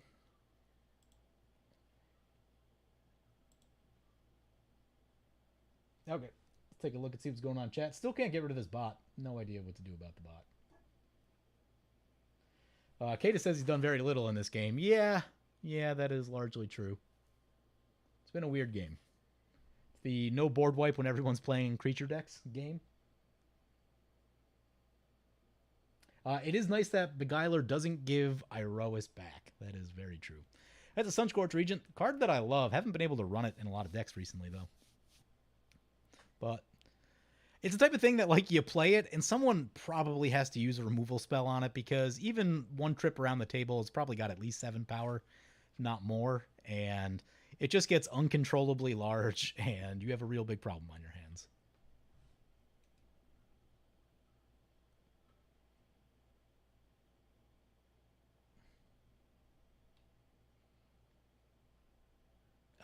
That's Regna. Yep. All the free tokens from Mango.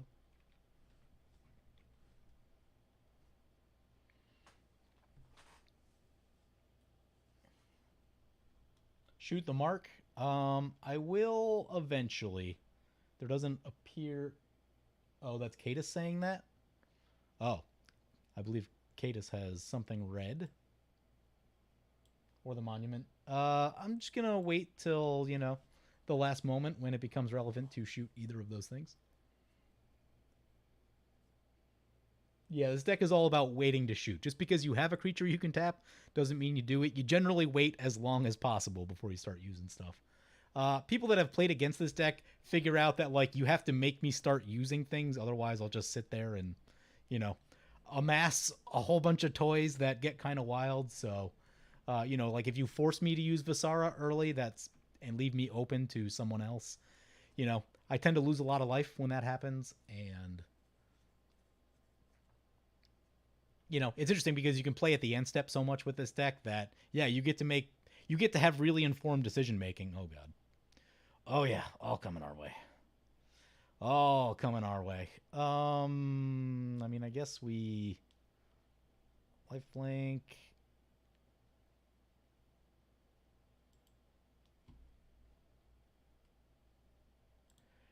I guess we block one and go to 3. Oh, we have a Helios intervention. That is actually a second source of life gain. Might be helpful.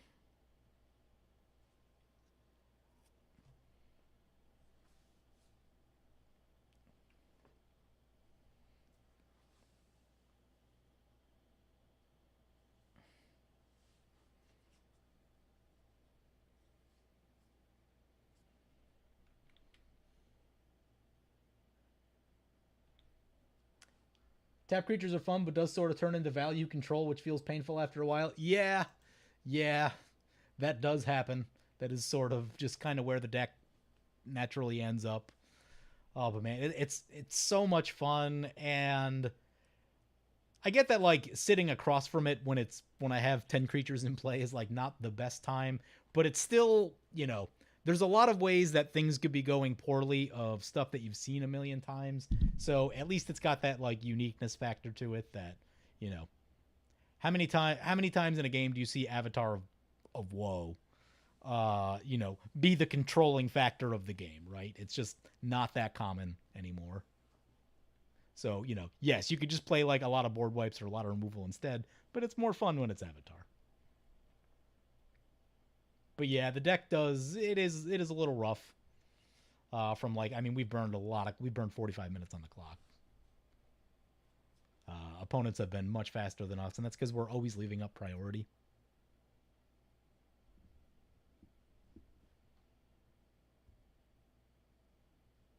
Good thing we shot the True Conviction. Yeah, I mean, I had a pretty good feeling they were coming our way anyway, but I think we have asserted ourselves as the archenemy.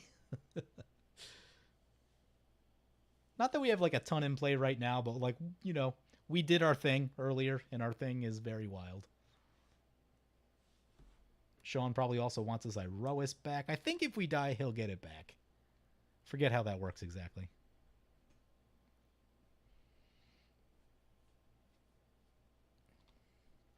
Unfortunately, Sean still has haste. There's Mile.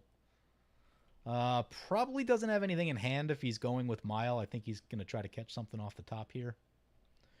And we're probably going to pray for a whiff on... Ooh, we still got the Rogue's Passage. Rogue's Passage is an issue. He could take Mango down. So the question is sort of like, if you kill us, then do you die to someone else? Because Mango's got a lot of stuff. So he could, in theory, Rogue's Passage the Mile to take down Mango. Oh, I think he's activating it.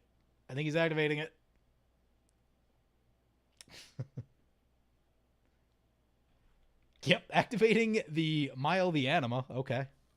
We're also at 3, so I guess that can kill us too.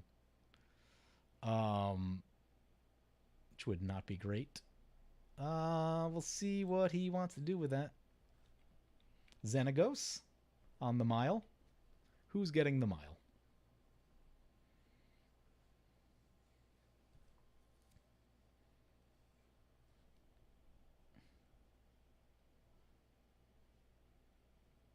Oof, dead streamer? Yeah, probably going to be pretty close to that.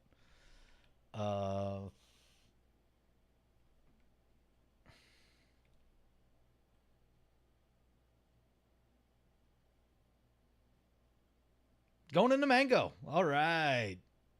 Big one coming our way. That's okay. We can...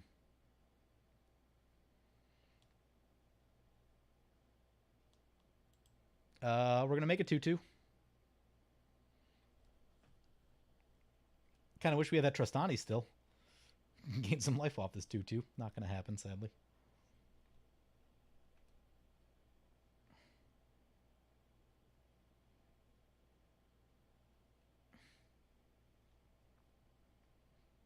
All right, we're going to Aura Shards the Mark of Asylum. I'm guessing Cadis has red removal. That's been shut off all game.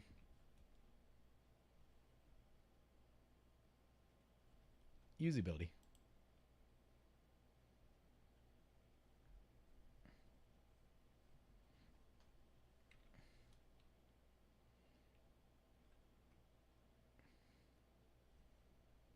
Streamer lives so far. So far. Cadis could have any number of burn spells that just take us down.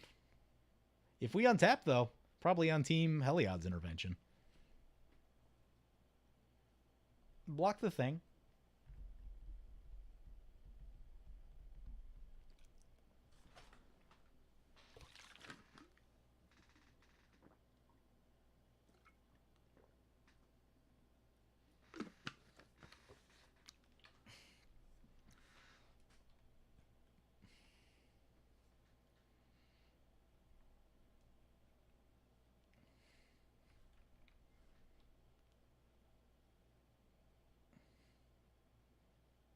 Is my stream freaking out?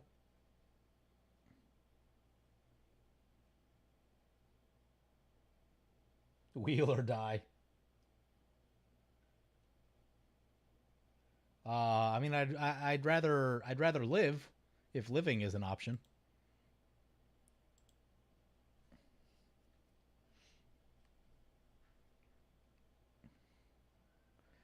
That's a mystical tutor. Okie dokie.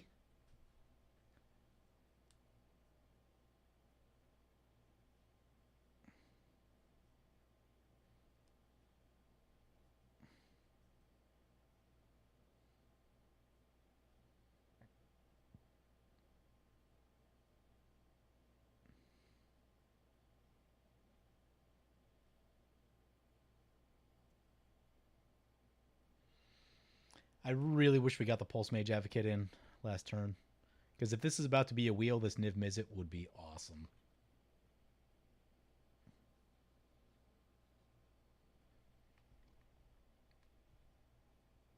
I wonder if Cadis has... It's taken a while with his tutor, which means maybe he's burned through a lot of his good stuff. What'd he get?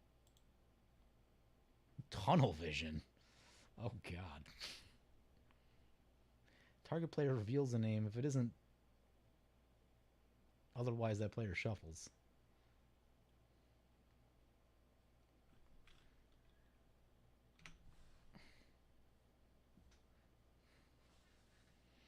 Do we get to untap?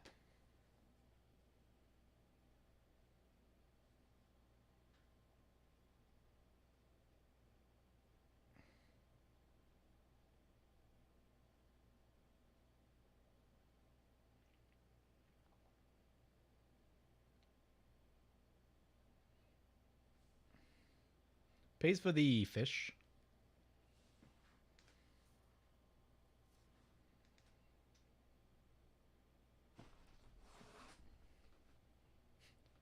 ...2011 multiplayer WinCon? Tunnel Vision? Yeah.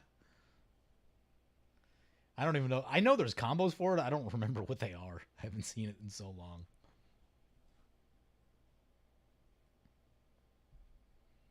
We'll take most of his mana to cast it?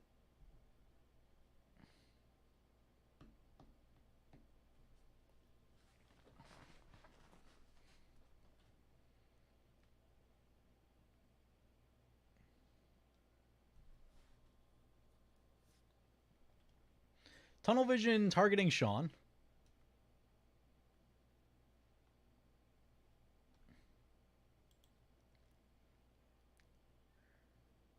Curious to see what he names. Names Kozilek Butcher of Truth.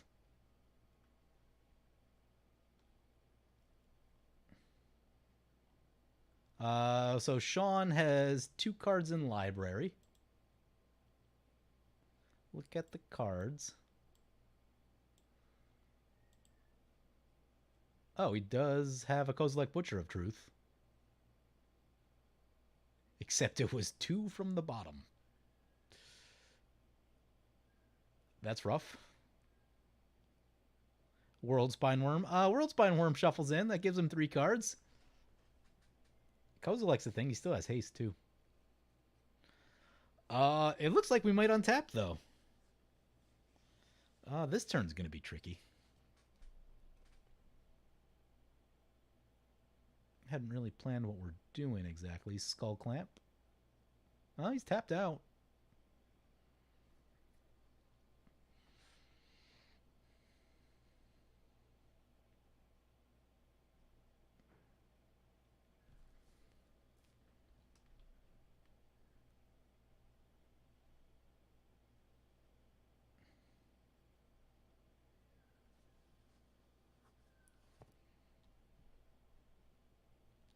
Ooh, that's a magic card.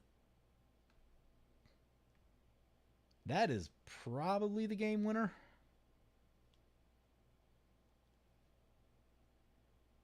Okay. How do we be most efficient with what we're doing? Play the forest.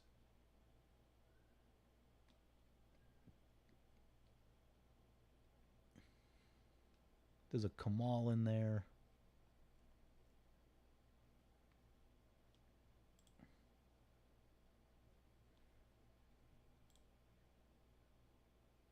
Yeah, I mean, just so we need what? 2 black. We need triple white. It's pretty rough. 1. Wow, do we not have a 3rd white source? Oh my god, I don't think we do. We're going to need to play a legendary creature in order to be able to use... Nope, that's not how that works. We need to find a white source. As far as I'm seeing, there's 1. There's 2. Only to cast creatures, not helpful. Yeah, I don't think we can cast the Runa's Ultimatum. I don't see a way to it. Well, that's unfortunate. Okay. That's okay. We have other plans we can do. Tap this thing.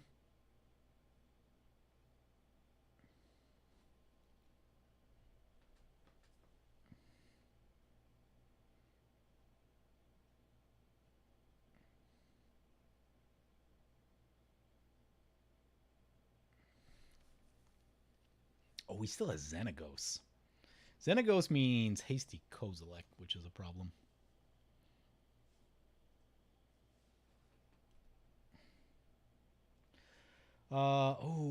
So we have a lot of issues here. We need white mana. And if we cast Pulse Mage Advocate, we get Marike, which protects us from Kozilek. But then that means we don't have any mana up for that. But I guess... I think that we just have to live with that. I don't know if there's anything else we can do. Yeah, get the Pulse Mage Advocate then. Because even if we shoot this, they still have the Xenagos to make the Kozilek giant. So we have to defend against that. Use the thing, do that.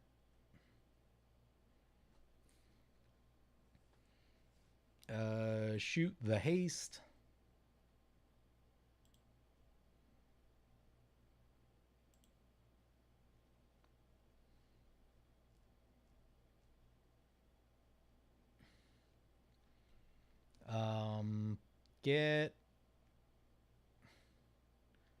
Getting the Eye Prophets? How much is that? That's 4 green mana. It's not bad.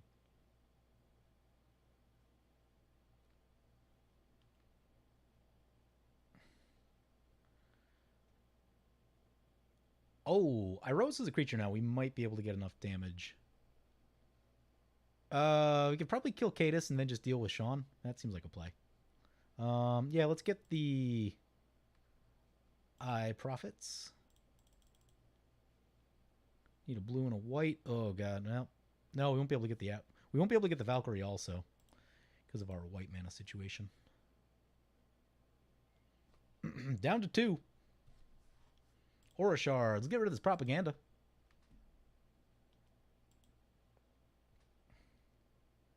Use ability. Play Jessica.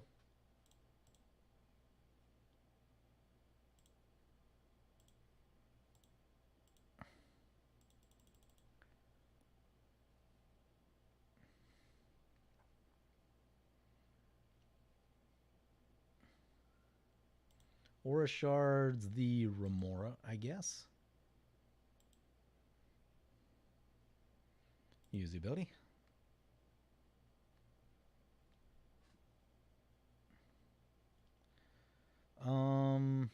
Go to combat.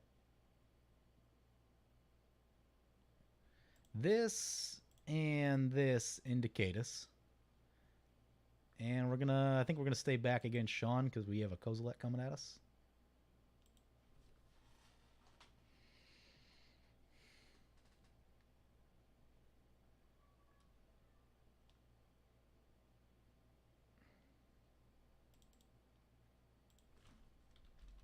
Oh.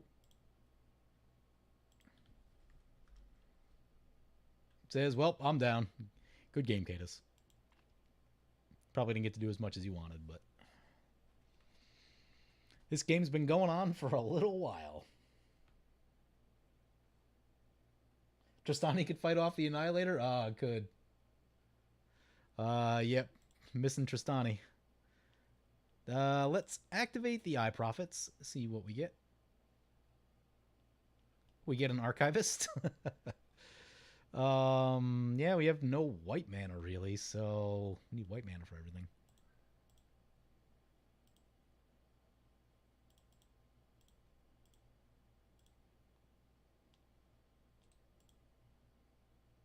Really?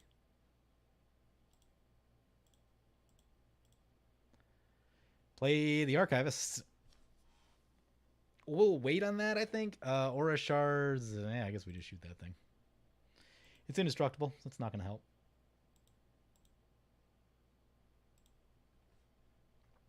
Let's see what Sean's got. We still have Death's Oasis. It's interesting. So even if we do get Annihilate, ooh, he's got Rogue's Passage. Oh god. Yeah, we're in a tough spot.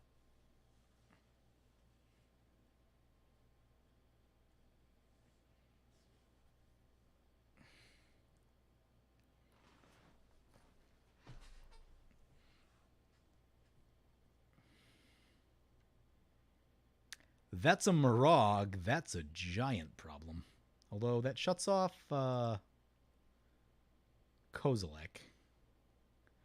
But I don't know that we're super well prepared for extra combats.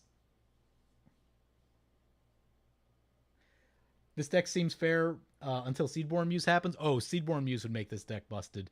The restriction I put in place is that every creature has to have a tap symbol, and Seedborn Muse does not. But yes, that would make this deck incredibly busted. Intruder Alarm with this thing also makes it busted, and there's a bunch of creatures like this. Oh yeah, Mirag's gonna have haste. Okay. Let's start mounting our defense. He hasn't played a land yet, so he actually doesn't have a second combat. So that's good.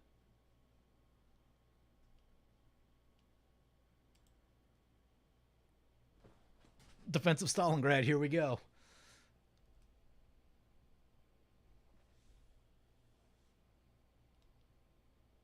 Yep, sending it all.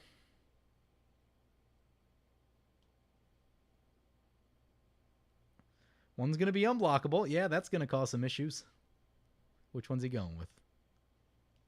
It's going to make the giant unblockable. Okay. Okay, yeah. Well played. Well played. That's going to happen. Oh, if we had one more mana. Make a thing.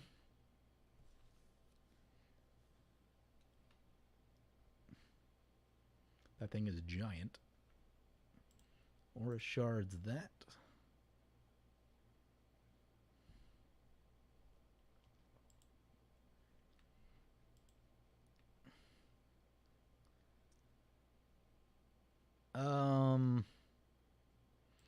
Pulse Mage. What he can have?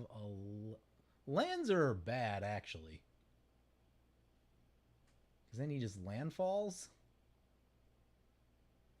What can we give him that's safe? Soul Ring.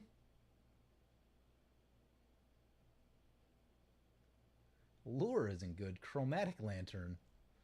And I think I saw Birds of Paradise somewhere. Oh, Trample is bad.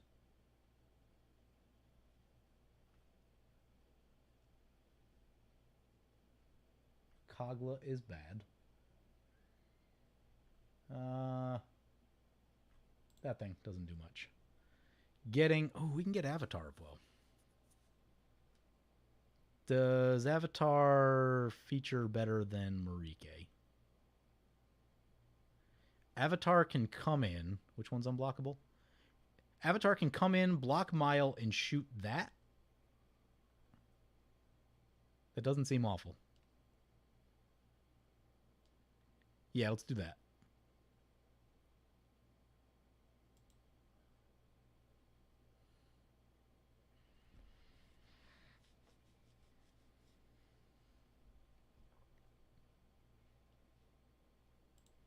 Aura shards.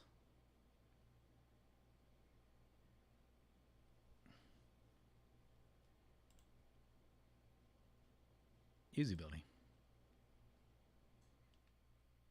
Go to blocks. Block the commander right there. Block this thing. I think that's all the blocks we need to make currently.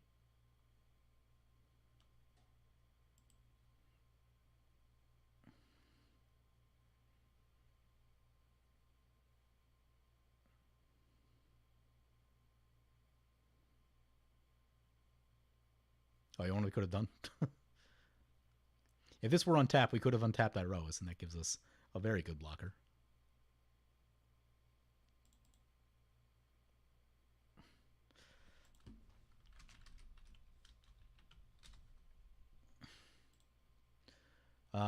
Avatar, shoot the Realm Cloaked.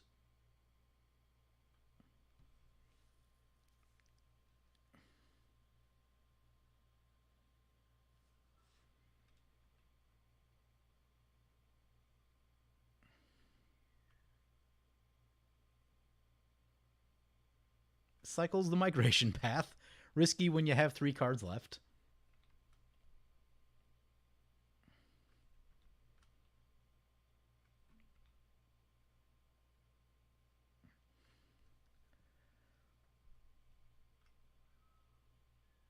And we lose a thing. We survive at 2.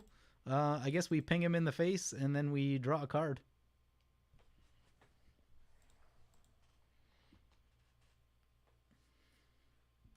It's a Selvala. We could probably draw him to death. This target player? Nope.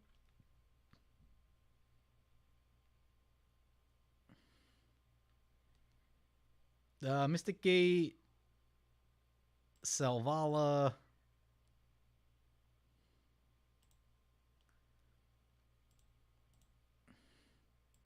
Oh, that Mystic Gate is the white mana we badly needed.